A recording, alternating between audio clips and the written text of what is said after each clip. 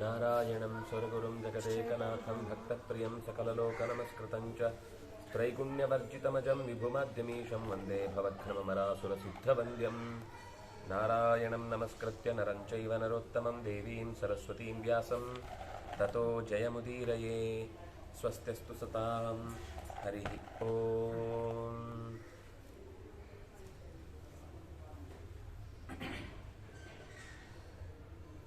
ಹದಿನ 24 ತತ್ವಗಳಿಂದ ಕೂಡಿದ ಈ ಜಗತ್ತಿನ ಪ್ರತಿಯೊಂದು ವಸ್ತುವಿನಲ್ಲೂ ತಾನು ನೆಲೆಸಿ ನಡೆಸುವವನೇ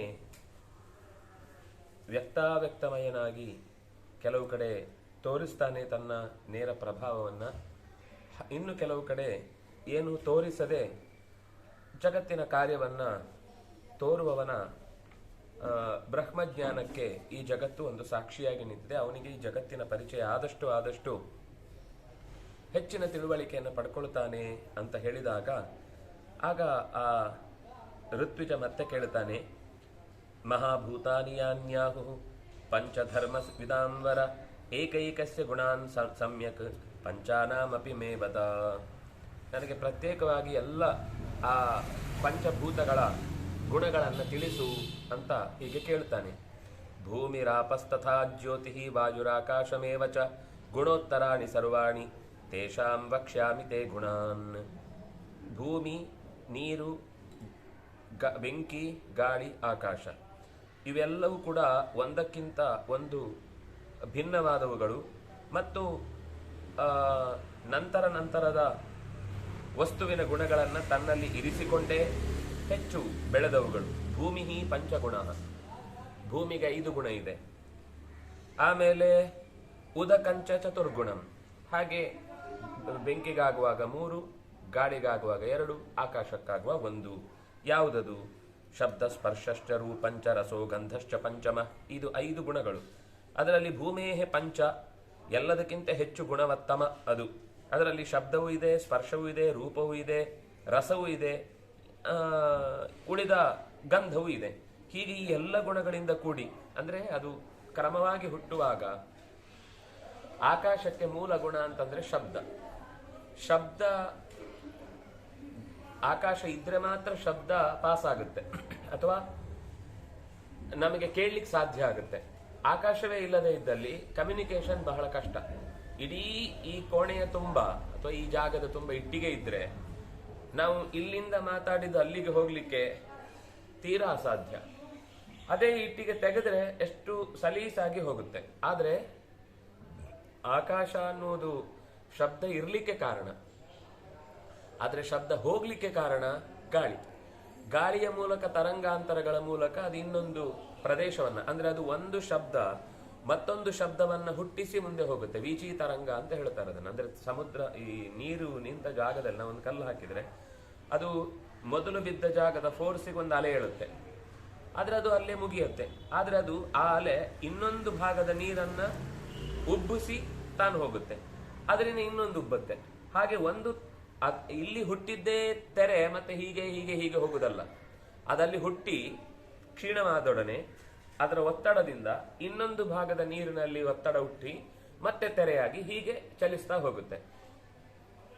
ನೀರಿನಲ್ಲಿ ಕೇವಲ ಅಡ್ಡ ಮಾತ್ರ ತೆರೆಗಳಿರುವುದು, ಆದ್ರೆ ಶಬ್ದದ್ದು 8-10 ದಿಕ್ಕುಗಳಿಗೂ ಆ ರೀತಿಯಾದ, ಯಾಕಂದ್ರೆ ಇಲ್ಲಿ ನಾನು ಮಾತಾಡಿದ ಸಂಗತಿ ಮೇಲೆ ಕೂತವರಿಗೂ ಕೇಳುತ್ತೆ ಗಮನ ಕೊಟ್ರೆ. 4 ದಿಕ್ಕುಗಳು ಮಾತ್ರ ಅಲ್ಲ, ಉಪರಿ ಅಧಃ ಈ ಎಷ್ಟು ಕಡೆಗಳಲ್ಲಿಯೂ ಆ ಶಬ್ದಗಳು ಪ್ರವೇಶ ಮಾಡ್ತವೆ. ಅದರಿಂದಾಗಿ ತರಂಗಗಳನ್ನ ಕೊಂಡೊಯ್ಯುವುದಕ್ಕಾಗಿ ಗಾಳಿಯ ಸಹಕಾರವನ್ನು ಪಡ್ಕೊಳ್ಳುತ್ತೆ. ಹಾಗಾಗಿ ಗಾಳಿಯಲ್ಲಿ ಸಹಜವಾಗಿ ಶಬ್ದ ಇದ್ದೇ ಇದೆ. ನಾವು ಸುಯ್ಯನೆ ಬೀಸಿತು ಅಂತ ಹೇಳ್ತೇವೆ. ಗಾಳಿ ಬೀಸುವುದನ್ನೇ ಆ ಶಬ್ದ ಆಗುವುದನ್ನು ನಾವು ಕೇಳ್ತೇವೆ. ಈಗ ಕತ್ತಿಯನ್ನು ಅಥವಾ ಕೋಲನ್ನ ಜೋರಾಗಿ ನಾವು ಬೀಸಿದ್ರೆ ಗಾಳಿಯಲ್ಲಿ ಶಬ್ದ ಹುಟ್ಟತ್ತೆ, ಅಂದ್ರೆ ಗಾಳಿ ಸೀಳ್ಕೊಂಡು ಶಬ್ದ ಹುಟ್ಟತ್ತೆ. ಅಂದ್ರೆ ಆ ರೀತಿ ಅದರಲ್ಲಿ ಒಂದು ಸ್ಪರ್ಶ ಅಂದ್ರೆ ಮೈಗೆ ಗೊತ್ತಾಗುತ್ತೆ ಗಾಳಿ ಬರ್ತಾ ಇದೆ ಅಂತ. ಆಕಾಶದಲ್ಲಿ ವಸ್ತುತಃ ಸ್ಪರ್ಶ ಇರಲಿಲ್ಲ, ಅದು ಗಾಳಿಗಾಗುವಾಗ ಬಂತು. ಅದೇ ರೀತಿ ಗಾಳಿಯ ಮತ್ತು ಆಕಾಶದ ಗುಣವನ್ನ ಮುಂದೆ ತೇಜಸ್ಸು ಜೊತೆಗಿಟ್ಟುಕೊಂಡೇ ರೂಪವನ್ನ ಸೇರಿಸಿಕೊಂಡಿತು, ಬಣ್ಣ. ಭರ್ರ ಉರಿಯಿತು. ಉರಿಯುವಾಗ ಭರ್ರ ಅಂತ ಶಬ್ದ ಬರುವುದರ ಜೊತೆಗೆ ಅದು ಬಿಸಿ, ಉರಿ, ನೋವಾಯಿತು ಅಂತ ನಮಗೆ ಗೊತ್ತಾಗ್ತಾ ಇದೆ. ಹಾಗಾಗಿ ಪ್ರತಿಯೊಂದು ಶಬ್ದ ಹುಟ್ಟುವಾಗಲೂ ಆ ಶಬ್ದದ ಹಿಂದೆ ಅದರದ್ದೇ ಆದ ಒಂದು ಗುಣಧರ್ಮ ಇದೆ. ಹಾಗಾಗಿ ತೇಜಸ್ಸಿನಲ್ಲಿ ಶಬ್ದ ಬಂತು, ಸ್ಪರ್ಶ ಬಂತು, ಜೊತೆಗೆ ರೂಪವೂ ಬಂತು. ಇದು ಮೂರನ್ನು ಇಟ್ಟುಕೊಂಡು ಮತ್ತೆ ನೀರು ಹುಟ್ಟಿತು. ನೀರು ಹುಟ್ಟುವಾಗ ಅದರಲ್ಲಿ ರಸ ಎಕ್ಸ್ಟ್ರಾ ಇದೆ. ನೀರು ಕೂಡ ಜುಳು ಜುಳುನೆ ಹರಿಯಿತು. ಮತ್ತೆ ಅದಕ್ಕೆ ಶಬ್ದ ಇದೆ ಅಂದಮೇಲೆ ಸ್ಪರ್ಶ ಅಂತೂ ನಮಗೆ ಅನುಭವಕ್ಕೆ ಬಂದದ್ದೇ. ನೀರಿದೆ ಅಂತ ಗೊತ್ತಾಗೋದ್ರಿಂದಲೇ ಅದಕ್ಕೊಂದು ರೂಪ ಇದೆ ಅಂತ ಗೊತ್ತಾಗುತ್ತೆ. ಆದ್ರೆ ನಿಮ್ಗೆ ಹೇಳಲಿಕ್ಕೆ ಬಣ್ಣ ಅಂತ ಪ್ರತ್ಯೇಕ ಕಾಣದೇ ಇರ್ಬೋದು, ಆದ್ರೆ ಅದು ಒಂದು ಬಣ್ಣವೇ. ಅದಕ್ಕೆ ಪಾರದರ್ಶಕವಾದ ಬಣ್ಣ. ಅದು ಅತ್ತ ಏನಿದೆ ಅಂತ ತಿಳಿಯುವ ಹಾಗಿರುವ ಬಣ್ಣ, ಟ್ರಾನ್ಸ್ಪರೆಂಟ್. ಆ ಗುಣ ಅದನ್ನ ಅಭಾಸ್ವರ ಶುಕ್ಲ ಅಂತಾರೆ. ಬಿಳಿ ಅನ್ನೋದು ಎರಡು ರೀತಿ, ಒಂದು ಹೊಳೆಯುವ ಬಿಳಿ, ಒಂದು ಹೊಳೆಯದ ಬಿಳಿ. ಹೊಳೆಯದ ಬಿಳಿ ಅಂದ್ರೆ ನೀರಿದ್ದು, ನೀರು ಪ್ರತಿಫಲಿಸುವುದಿಲ್ಲ. ಆದ್ರೆ ಒಳಗಿದ್ದದ್ದು ಆಚೆ ಇದ್ದಿದ್ದೆಲ್ಲ ಕಾಣುತ್ತೆ. ಅದರ ಮೇಲೆ ಬೆಳಕು ಬಿದ್ದರೆ ಪ್ರತಿಫಲನ ಆಗುತ್ತೆ. ಆದ್ರೆ ನೀರು ನಮ್ಮ ವಸ್ತುವಿನ ಎದುರುಗಡೆ ನಿಂತಾಗ ನಮ್ಮ ಬೇರೆ ಬೇರೆ ಬಣ್ಣದಿಂದ ಬೆಳಕಾದಾಗ ರಿಫ್ಲೆಕ್ಟ್ ಆಗುದಿದೆ. ಆದ್ರೆ ಅದರ ಸ್ವತಃ ಗುಣದಲ್ಲಿ ಬೇರೆ ಯಾವುದೇ ಬಣ್ಣವನ್ನು ಗುರುತಿಸಲಿಕ್ಕೆ ಬರಲ್ಲ. ಇದು 4 ಗುಣಗಳಿಂದ ಕೂಡಿದ ನೀರಿನ ಸ್ವಭಾವ. ಇದು 4ಅನ್ನೂ ಇಟ್ಟುಕೊಂಡು ಗಂಧ ಸೇರುತ್ತೆ. ಗಂಧ ಅಂದ್ರೆ ಪರಿಮಳ, ಮೂಗಿಗೆ ಬಡಿ ಪರಿಮಳನೂ ಆಗ್ಬೋದು, ವಾಸನೆನೂ ದುರ್ವಾಸನೆನೂ ಆಗ್ಬೋದು. ಹಾಗಾಗಿ ಇದು 5 ಸೇರಿದ ಭೂಮಿ. ಶಬ್ದ ಸ್ಪರ್ಶಶ್ಚ ವಾಯೌಚ ಶಬ್ದ ಆಕಾಶ ಏವತು ಏತೆ 15 ಗುಣ ಬ್ರಹ್ಮನ್ ಗುಣಭೂತೇಶು ಪಂಚಸು. 5, 4, 3, 2, 1 ಇದನ್ನು ಪ್ರತ್ಯೇಕವಾಗಿ ಇಟ್ಕೊಂಡು ಹೇಳಿದ್ರು. ಅಂದ್ರೆ ಆಕಾಶದ ಶಬ್ದ ಒಂದು ಶಬ್ದ ಆದ್ರೆ ನೀರು, ಗಾಳಿ, ಬೆಂಕಿ ಮತ್ತು ಮಣ್ಣು ಇಷ್ಟರಲ್ಲೂ ಪ್ರತ್ಯೇಕವಾದ ಒಂದು ಶಬ್ದ ಅಂತ ಇಟ್ಕೊಂಡ್ರು. ಹಾಗಾಗಿ 15 ಗುಣಗಳನ್ನು ಹೇಳಿದ್ರು. 5 ಕೂಡಿಸು 4 ಕೂಡಿಸು 3 ಕೂಡಿಸು 2 ಕೂಡಿಸು 1 ಅಂದ್ರೆ 15. 15 ಗುಣಗಳಿಂದ ಕೂಡಿದ ಇಡೀ ಜಗತ್ತಿನಲ್ಲಿ ಆಯಾ ವಸ್ತುವಿನಿಂದ ಉಂಟಾದಂತಹ ಶಬ್ದ, ರಸ, ಗಂಧ ಇದೆಲ್ಲವೂ ಬೇರೆ ಬೇರೆನೇ ಆಗಿ ಲೋಕದಲ್ಲಿ ಆ ಮನುಷ್ಯನಿಗೆ ಅನುಭವವನ್ನು ನೀಡುವಂಥದ್ದಾದ್ರಿಂದಾಗಿ 15 ಗುಣಗಳಿಂದ ಕೂಡಿದ ಈ ಪಂಚಭೂತಗಳು ಲೋಕದಲ್ಲಿ ಎಲ್ಲ ಭೂತಗಳಲ್ಲೂ ಸೇರಿಸಿಕೊಂಡು ಜಗತ್ತನ್ನು ನಿಲ್ಲಿಸಿದೆ. ಅನ್ಯೋನ್ಯಂ ನಾತಿ ವರ್ತಂತೆ. ಇದು ಪರಸ್ಪರ ಒಂದಕ್ಕೊಂದು ಘರ್ಷಣೆ ಮಾಡಿಕೊಳ್ಳುವುದಿಲ್ಲ. ಭೂಮಿಯಲ್ಲಿ ಶಬ್ದ ಉಂಟಾದಾಗ ಆಕಾಶ ಇದು ನನ್ನ ಶಬ್ದ ಅಲ್ಲ ಅಂತ ಗಲಾಟೆ ಮಾಡಲ್ಲ, ತನ್ನಲ್ಲೇ ಸೇರಿಸಿಕೊಳ್ಳೋದು. ಯಾಕೆಂದ್ರೆ ಆ ಭೂಮಿಯಲ್ಲೂ ಆಕಾಶವೇ ಇದೆ.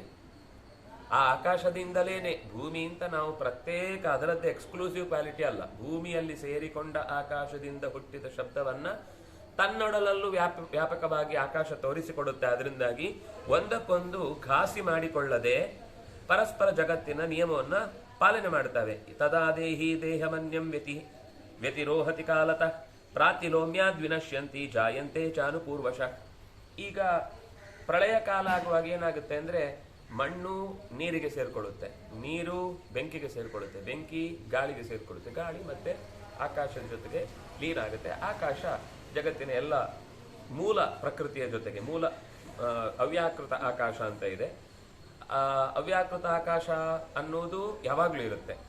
ಅದಕ್ಕೆ ಹೆಸರೇ ಅವ್ಯಾಕೃತ ಅಂತ. ವ್ಯಾಕೃತ ಅಂದ್ರೆ ವಿಕಾರಗೊಳ್ಳುವುದು, ವಿಕಾರಗೊಳ್ಳದ ಆಕಾಶ.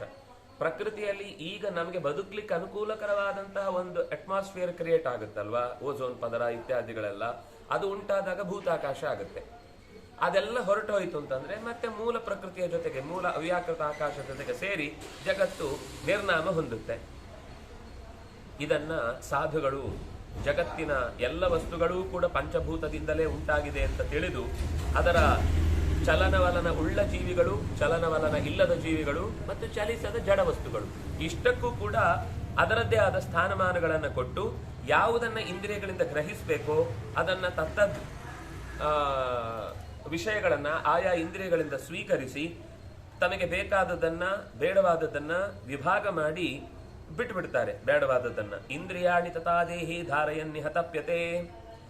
ಯಾವ ವ್ಯಕ್ತಿಗೆ ಆ ವಸ್ತುವಿನ ಸ್ವೀಕಾರದಿಂದ ತನ್ನ ನಿರ್ಧಾರದ ಮೇಲೆ ಸರಿಯಾಗಿ ನಿರ್ಣಯ ತೆಗೆದುಕೊಳ್ಳಿಕ್ಕೆ ಬರುವುದಿಲ್ಲ, ಅವನು ತಾಪಕ್ಕೊಳಗಾಗ್ತಾನೆ. ಆದ್ರೆ ಯಾರಿಗೆ ಆ ವಸ್ತು ಏನು ಮಾಡುತ್ತೆ, ಅದು ಇರುವುದೇ ಕಣ್ಣಿಗೆ ಬಿದ್ದೊಡನೆ ಕಾಣುತ್ತೆ. ಅದು ಕಾಣ್ಲಿಕ್ಕಿರುವ ವಸ್ತು, ಕಣ್ಣಿಗೆ ನೋಡುವ ಕೆಲಸ ಇದೆ.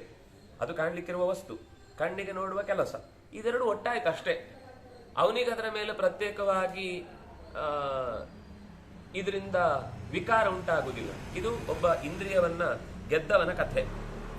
ಪಶ್ಯತ ಸರ್ವಭೂತಾನಿ ಸರ್ವಾವಸ್ಥಾಸು ಸರ್ವದಾ ಬ್ರಹ್ಮಭೂತಸ್ಸ ಸಂಯೋಗ ನಾಶುಭೇನೋಪಪದ್ಯತೆ.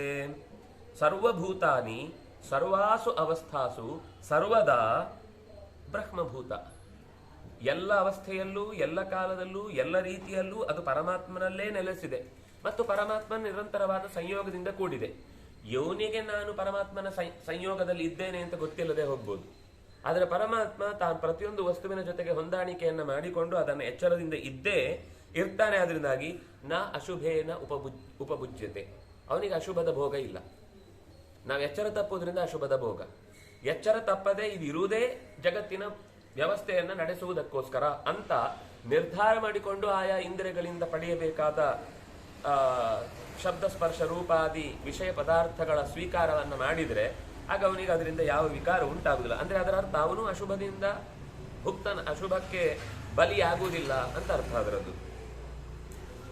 ಅವನು ಎಂಥವನು? ಪರಮಾತ್ಮ ಜ್ಞಾನ ಮೂಲಾತ್ಮಕಂ.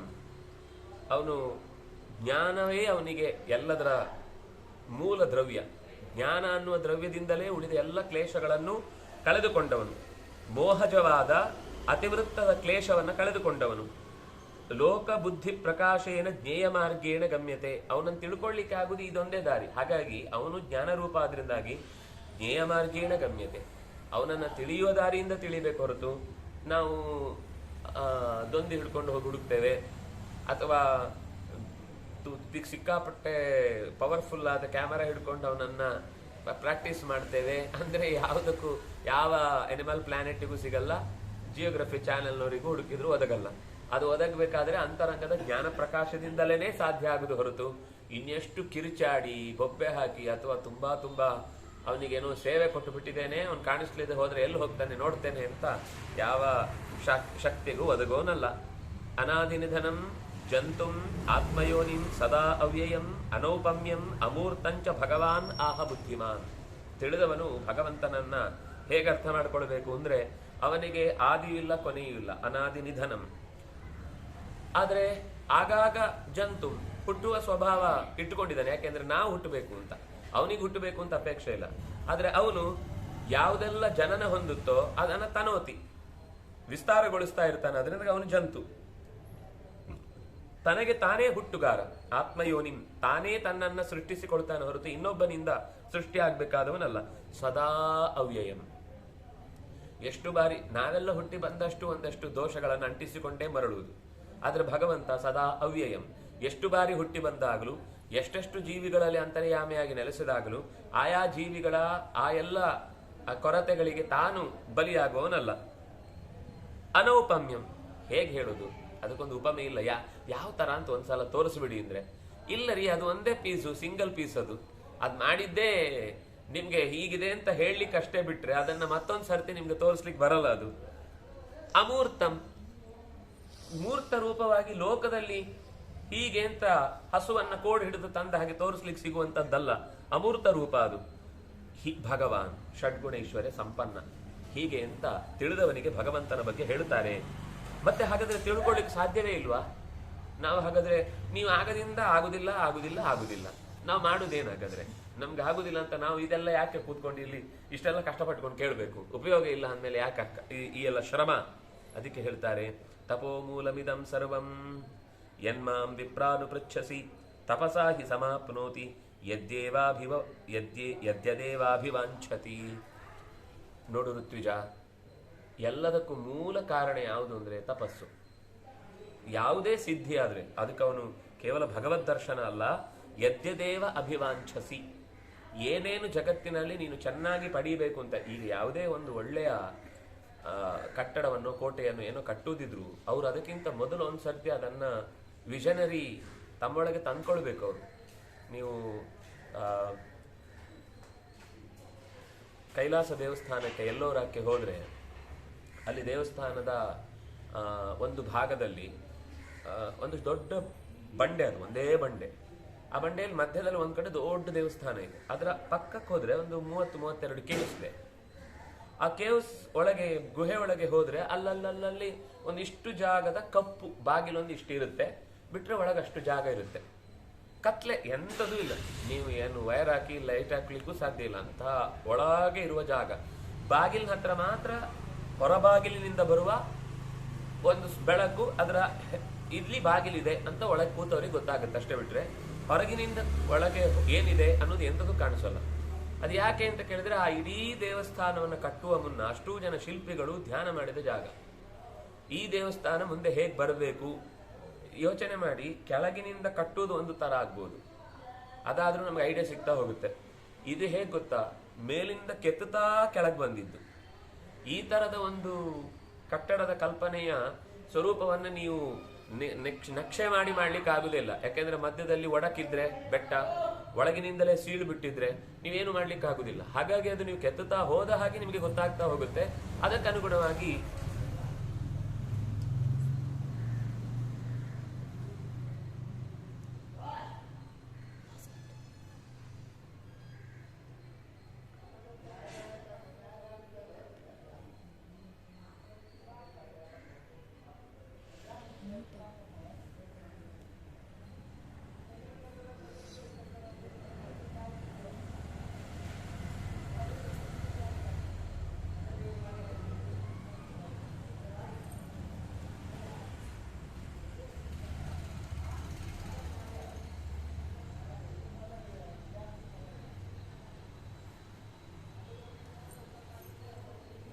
ಅದಕ್ಕನುಗುಣವಾಗಿ ಹೊರಗಿನ ವ್ಯವಸ್ಥೆಯನ್ನೆಲ್ಲ ಈ ದೇವಸ್ಥಾನಕ್ಕೆ ಏನಾಗಬೇಕು ಅನ್ನೋದು ಅವರು ತೀರ್ಮಾನ ಮಾಡ್ತಾ ಹೋಗ್ತಾರೆ. ಹೀಗೆ ಧ್ಯಾನ ಅನ್ನೋದು, ತಪಸ್ಸು ಅಂದರೆ ಕೇವಲ ಧ್ಯಾನ ಮಾತ್ರ ಅಲ್ಲ, ನಮ್ಮ ಬದುಕಿನ ಪ್ರತಿ ಹೆಜ್ಜೆಯೂ ತಪಸ್ಸಾಗುವುದು. ತಪೋಮೂಲಮಿದಂ ಸರ್ವಂ, ಇಂದ್ರಿಯದ ತಾಪ ಮತ್ತು ತಪ ಆಲೋಚನೆ. ತಪ ಅನ್ನೋದಕ್ಕೆ ತುಂಬಾ ಅರ್ಥ ಇದೆ. ತಪಾಂಸಿ ಸರ್ವಾಣಿ ಚ ಯದ್ವದಂತಿ ಅಂತ ಉಪನಿಷತ್ತು ಹೇಳುವಾಗ ಅಲ್ಲಿ ತಪಾಂಸಿ ಅಂತ ಹೇಳುವಾಗ ಯುಕ್ತಿಗಳು ಅಂತ ಹೇಳ್ತಾರೆ. ಯುಕ್ತಿಯುಕ್ತವಾಗಿ ಭಗವಂತನ ಸಾಮರ್ಥ್ಯವನ್ನು ಅರ್ಥ ಮಾಡಿಕೊಳ್ಳುದು, ಸುಮ್ಮನೆ ಎಲ್ಲರೂ ಹೇಳಿದ್ರು ಅಂತ ಕೆನ್ನೆ ತಟ್ಕೊಳ್ಳೋದು ಅಲ್ಲ ಅಂತ. ಅರ್ಥಪೂರ್ಣವಾಗಿ ಭಗವಂತನನ್ನೇ ಹೌದು ಈ, ಯಾಕಂದ್ರೆ ಯಾರಾದ್ರೂ ಅಡ್ಡ ಕ್ವಶನ್ ಮಾಡಿದಾಗ ಹೌದಾ ಹಾಗೆಲ್ಲ ಇದೆಯಾ ಅಂತ ಕನ್ಫ್ಯೂಸ್ ಆಗುವ ಸ್ಥಿತಿಗೆ ಬಂದ್ರೆ ಅವನಿಗೆ ಮತ್ತೆ ದೃಢವಾದ ಭಗವಂತನ ಧ್ಯಾನ ಮಾಡ್ಲಿಕ್ಕೆ ಆಗುದಿಲ್ಲ. ಹಾಗಾಗಿ ಧ್ಯಾನ ಅಂದ್ರೆ ನಿಶ್ಚಿತ ತತ್ವ. ನಿಶ್ಚಿತ ತತ್ವಕ್ಕೆ ಬೇಕಾದದ್ದು ಯುಕ್ತಿಯುಕ್ತವಾದಂತಹ ತಪಸ್ಸು. ಅದು ಮಾನಸಿಕವಾಗಿಯೂ ಹೌದು, ದೈಹಿಕವಾಗಿಯೂ ಹೌದು. ದೈಹಿಕವಾಗಿ ದೇಹ ದಂಡನೆ, ವ್ರತಾನುಷ್ಠಾನಗಳ ಮೂಲಕ, ನಿತ್ಯದ ಕರ್ತವ್ಯ, ಅದರ ಜೊತೆಗೆ ಸರಿಯಾದ ಆಲೋಚನೆ. ಮತ್ತೆ ಇನ್ನೂ ಮೂಲವಾಗಿ ತಪಸ್ಸು ಅಂತ ಬಂದಾಗ ಏಕಾಗ್ರತೆಯಿಂದ ಕೂಡಿದ ಒಂದಿಷ್ಟು ಸಮಯವನ್ನ ಅದಕ್ಕಾಗಿ ವಿನಿಯೋಗಿಸುವಂತಹದ್ದು. ಇದು ತಪಸ್ಸಿನಿಂದ ಸಮವಾಪ್ನೋತಿ, ಎಲ್ಲವನ್ನು ಪಡಿಲಿಕ್ಕಾಗುತ್ತೆ. ಇಂದ್ರಿಯಾಣ್ಯೇವ ತತ್ಸರ್ವಂ ಯತ್ ಸ್ವರ್ಗ ನರಕಾ ಉಭೌ ನಿಗೃಹೀತ ವಿಸೃಷ್ಟಾನಿ ಸ್ವರ್ಗಾಯ ನರಕಾಯ ಚ. ಇಂದ್ರಿಯಾಣ್ಯೇವ, ಎಲ್ಲ ದೋಷಗಳಿಗೆ ಕಾರಣವಾದದ್ದು ಇಂದ್ರಿಯಗಳೇ. ಆ ಇಂದ್ರಿಯಗಳ ನಿಯಂತ್ರಣ ಅನ್ನೋದೇ ತಪಸ್ಸಾಗಿ ಆತ್ಮ ಸಂಯಮ ಯೋಗಾಗ್ನೌ ಜುಪ್ಪತಿ ಜ್ಞಾನದೀಪಿತೆ ಅಂತ ಬಂದಾಗ ಅವುಗಳನ್ನು ಹಿಡಿದು ಹೊರಕ್ಕೆ ಬಿಟ್ಟಾಗ ಅದು ಒಳ್ಳೆಯ ರೀತಿಯಿಂದ ಕೆಲಸ ಮಾಡುತ್ತೆ. ಆದರೆ ಅದನ್ನ ನಿಗ್ರಹ ಮಾಡದೆ ಬಿಟ್ರೆ ನರಕಾಯ. ನಿಗೃಹೀತ ಸ್ವರ್ಗಾಯ, ನಿಸೃಷ್ಟ ವಿಸೃಷ್ಟ ಆದ್ರೆ ಅದು ನರಕಾಯ. ಹೀಗೆ ಯೋಗಿಗಳಿಗೆ ಸಂಬಂಧಪಟ್ಟ ವಿಧಿ ಅಂತ ಹೇಳ್ತಾ, ಏಷ ಯೋಗ ವಿಧಿ ಕೃಷ್ಣ ಯಾವದಿಂದ್ರಿಯ ಧಾರಣಂ ಏತನ್ ಮೂಲಂ ಹಿ ತಪಸಃ ಸ್ವರ್ಗಸ್ಯ ನರಕಸ್ಯ ಚ. ತಪಸ್ಸಿಗೆ ಮೂಲ ಯಾವುದು ಅಂದ್ರೆ ಇಂದ್ರಿಯ ಧಾರಣ, ಇಂದ್ರಿಯಗಳ ಮೇಲೆ ನಿಯಂತ್ರಣ. ಅದು ಇಂದ್ರಿಯಗಳ ಪ್ರಸಂಗ ಚೆನ್ನಾಗಿ ಇತ್ತು ಅಂತಾದ್ರೆ ಆವಾಗ ಅದರ ಎಲ್ಲ ಕ್ರಿಯೆಗಳು ಸ್ಪಷ್ಟವಾಗಿ ನಡೀಲಿಕ್ಕೆ ಸಾಧ್ಯ ಆಗುತ್ತೆ. ಇಂದ್ರಿಯಗಳ ಧಾರಣೆ ಅನ್ನೋ ವಿಷಯದಲ್ಲಿ ಗೀತೆಯಲ್ಲಿ ಬಹಳ ಬಾರಿ ಅದರ ವಿವರ ಮತ್ತೆ ಮತ್ತೆ ಬಂದಿದೆ. ಸಾಧಾರಣವಾಗಿ ಅದನ್ನು ಗಮನಿಸುವುದಾದರೆ, ಯಾವುದೇ ವಸ್ತುವಿನ ಮೇಲಿನ ಅತಿಯಾದ ಅಪೇಕ್ಷೆ ಅನ್ನುವುದೇ ಸಂಗಾತ್ ಸಂಜಾಯತೆ ಕಾಮಃ, ಕಾಮಾತ್ ಕ್ರೋಧೋಪಿ ಜಾಯತೆ. ವಸ್ತುವಿನ ಜೊತೆಗಿನ ಎಡೆಬಿಡದ ಸಂಬಂಧ ಮತ್ತು ಅದು ಬೇಕೇ ಬೇಕು ಅನ್ನುವ ಹಠ, ಇದೆಲ್ಲವೂ ಕೂಡ ಇಂದ್ರಿಯಗಳ ದೋಷಕ್ಕೆ ಕಾರಣವಾಗುತ್ತೆ. ಇದರ ಮೇಲೆ ಬೆಳೀತಾ ಹೋಗುತ್ತೆ. ಅದು ಒಂದಿದೆ ಇನ್ನೊಂದಿಲ್ಲ ಅಂತ ನಾವು ಭಾವಿಸಿ ಸುಮ್ಮನಿರುವ ಹಾಗಿಲ್ಲ. ಅದು ಇನ್ನೊಂದು ಮೊದಲು ಯಾವುದು ಇಲ್ಲ ಅಂತ ಅಂದುಕೊಂಡಿದ್ವು ಅದನ್ನು ತಂದುಕೊಂಡೇ ಮತ್ತೆ ನಮ್ಮೊಳಗೆ ದಾಳಿ ಮಾಡ್ತಾ ಕೊಡುತ್ತೆ. ಅದು ಆರಲ್ಲಿ ಒಬ್ರಿದ್ರೆ ಅವರೆಲ್ಲ ಷಡ್ವೈರಿಗಳು ಒಟ್ಟಿಗೆ ತಮ್ಮ ಉಳಿದ ಬೀಜಗಳನ್ನ ಚೆನ್ನಾಗಿ ತಮ್ಮ ಪೋಷಣೆಗೆ ಬೇಕಾದ್ದನ್ನು ಸೃಷ್ಟಿ ಮಾಡಿಕೊಂಡು ಮತ್ತೆ ನುಗ್ಗುತ್ತಾರೆ. ಅದರಿಂದಾಗಿ ಎಲ್ಲವನ್ನೂ ಗೆಲ್ಲುವುದೇ ಬಹಳ ಮುಖ್ಯವಾಗುತ್ತೆ. ಹೀಗೆ ಷಣ್ಣಾಂ ಆತ್ಮನಿ ಯೋಜ್ಯಾನಾಂ ಐಶ್ವರ್ಯಂ ಯೋಧಿತಿಷ್ಠತಿ ಸಚದೋ ಪಾಪೈಹಿ ಕುತೋ ಅನರ್ಥೈಹಿ ಯುಜ್ಯತೆ ವಿಜಿತೇಂದ್ರಿಯ. ಈ 6 ದೋಷಗಳನ್ನ ತನ್ಗೆ ಆಕ್ರಮಣ ಮಾಡುವುದನ್ನು ತಪ್ಪಿಸಿಕೊಂಡು ಯಾರು ಐಶ್ವರ್ಯಂ ಯೋಧಿತಿಷ್ಠತಿ, ಐಶ್ವರ್ಯ ಅಂದ್ರೆ ಅದರ ಮೇಲೆ ಹಿಡಿತ, ಒಡೆತನ ಅಂತ ಅರ್ಥ. ಐಶ್ವರ್ಯ ಅಂದ್ರೆ ಇಂದ್ರಿಯಗಳ ಹಿಡಿತದಿಂದ ಯಾರು ನಿಂತಿರ್ತಾನೋ ಅವನು ಸರ್ವ ಪಾಪೈಹಿ ಕುತಃ, ಅವನು ಯಾವ ಪಾಪಗಳಿಗೆ ಒಳಗಾಗ್ತಾನೆ, ಅವನ ಪಾಪಗಳಿಂದ ಎಲ್ಲಿಂದ ಬಂದು ಅನರ್ಥಗಳು ಯುಜ್ಯತೆ ಅವನನ್ನು ಸೇರಿಕೊಳ್ತವೆ. ಯಾಕೆಂದ್ರೆ ಜಿತೇಂದ್ರಿಯನಾದವನಿಗೆ ವಿಜಿತನಾದವನಿಗೆ ಮಿತಿ ಎಲ್ಲವೂ ಕೂಡ ಗೆಲುವೆ. ಸರಿ, ಒಟ್ಟು ಸ್ವರೂಪ ಏನು? ರಥ ಶರೀರಂ ಪುರುಷಸ್ಯ ಹೃಷ್ಟಂ ದೃಷ್ಟಂ ಆತ್ಮ ನಿಯಂತ ಇಂದ್ರಿಯಾಣ್ಯಾಹುರಾಶ್ವಾನ್ ತೈರಪ್ರವತ್ತ ಕುಶಲೀ ಸದಶ್ವೈ ದಾಂತಸ್ಸುಖಂ ಯಾತಿ ರಥೀವ ಧೀರಃ. ಈ ಶರೀರ ಅನ್ನೋದು ಒಂದು ರಥ. ರಥೋತ್ಸವ ಮಾಡಿಸ್ಬೇಕು ಅಂತ ನಾವು ಕೋಟಿಗಟ್ಟಲೆ ಖರ್ಚು ಮಾಡಬೇಕಾಗಿಲ್ಲ, ಲಕ್ಷಗಟ್ಟಲೆ ಸಾವಿರಗಟ್ಟಲೆ ತುಂಬಿಸ್ಬೇಕಾಗಿಲ್ಲ. ಅದು ಮಾಡೋದು ಒಳ್ಳೇದು, ಅದನ್ನ ಬೇಡ ಅಂತ ಹೇಳ್ತಿಲ್ಲ. ನಮ್ಮ ಆಡಿಸ್ಲಿಕ್ಕೆ ಆಗ್ಲಿಲ್ಲ ಅಂತ ವ್ಯಥೆ ಪಡುವುದ್ರಲ್ಲಿ ಅರ್ಥ ಇಲ್ಲ ಅಂತ. ರಥಃ ಶರೀರಂ ಯಾರಿಗೆ? ಈ ಪುರುಷಸ್ಯ, ಯಾರು ಇದರಲ್ಲಿ ನೆಲೆಸಿದಂತಹ ಒಬ್ಬ ವ್ಯಕ್ತಿ ಮತ್ತು ನೆಲೆಸುವುದಕ್ಕೆ ಕಾರಣನಾದ ವ್ಯಕ್ತಿ ಇಬ್ಬರಿಗೂ ರಥ ಇದೆ. ಪುರುಷಸ್ಯ ದೃಷ್ಟಂ ಇದಂ ಶರೀರಂ ದೃಷ್ಟಂ ಆತ್ಮಾನಿ ಅಂತ, ಅಂತರ್ಯಾಮಿಯಾದಂತಹ ಪರಮಾತ್ಮ ಇದರ ನಿಯಂತ, ಸ್ವಾಮಿ ಅವನು. ಅಷ್ಟೇ ಅಲ್ಲ, ಇದಕ್ಕೆ ಈ ರಥಕ್ಕೆ ಕುದುರೆ ಬೇಕಲ್ಲ. ಇಂದ್ರಿಯಾಣಿ ಅಶ್ವಗಳು ಕುದುರೆಗಳಾಗಿ, ಅಶ್ವಾನ್ ಇಂದ್ರಿಯಾಣಿ ಆಹು, ಅಶ್ವಗಳನ್ನ ಕುದುರೆಗಳನ್ನಾಗಿ ಇಲ್ಲಿ ಇಂದ್ರಿಯಾಣಿ ಹಯಾನಾಹು ಇಂದ್ರಿಯಭ್ಯ ಪರಮನಃ ಅನ್ನುವಲ್ಲಿ ಆ ಮಾತು ಮತ್ತೆ ಕೃಷ್ಣನು ಮಾತಾಡಿದ್ದಾನೆ. ತೈಹಿ ಅಪ್ರಮತ್ತಃ, ಆದ್ರೆ ಅದೇ ಕಷ್ಟ. ಅವುಗಳಿಗೆ ಪಟ್ಟಿ ಕಟ್ಟಿಲ್ಲದೆ ಹೋದ್ರೆ ಅದು ದಾರಿಯನ್ನ ಮತ್ತು ಮೋರಿಯನ್ನ ಎರಡು ಬೇರೆ ಬೇರೆ ಮಾಡಲ್ಲ. ಮೋರಿಯಲ್ಲಿ ಹೋದಾಗೆ ದಾರಿಯಲ್ಲಿ ಹೋಗುತ್ತೆ, ದಾರಿಯಲ್ಲಿ ಹೋದಾಗೆ ಮೋರಿಯಲ್ಲಿ ಹೋಗುತ್ತೆ. ಈ ಒಳಗಿದ್ದವನು ಕಂಗಾಲಾಗ್ತಾನೆ ಅಷ್ಟೇ. ಅದರಿಂದಾಗಿ ಇಂದ್ರಿಯಾಣಿ ಅಪ್ರಮತ್ತಃ ಕುಶಲೀ, ಅದಕ್ಕೊಂದು ನಾಜೂಕಿದೆ. ಕುದುರೆಯನ್ನು ನಡೆಸೋದು ಅಷ್ಟು ಸುಲಭ ಅಲ್ಲ. ನಾವು ಹೇಳುದೇ ಏನು ಕುದುರೆ ಮೇಲೆ ಕೂತ್ರೆ ಆಯ್ತು ಹೋಗ್ತಾ ಇರುತ್ತೆ ಅಂತ, ಕೂತ್ ನೋಡಿ ಗೊತ್ತಾಗುತ್ತೆ ಅದೆಷ್ಟು ಒಂದು ನೀವು ಅದು ಹೇಗೆ ಎರಗತ್ತೋ ನಮ್ಮ ದೇಹವನ್ನು ನಾವು ಹಾಗೆ ಅದಕ್ಕೆ ಸರಿಯಾಗಿ ಕುಣಿಸಿದ್ರೆ ಮಾತ್ರ ನಾವು ಅಷ್ಟು ದೂರ ಹೋಗ್ಲಿಕ್ಕೆ ಸಾಧ್ಯ. ಅದು ಹಾರುವಾಗ ನಾವು ಅದು ಕೂತಾಗ ನಾವು ಹಾರಿದ್ರೆ ಯದ್ವಾ ತದ್ವಾ ಆಗುತ್ತೆ.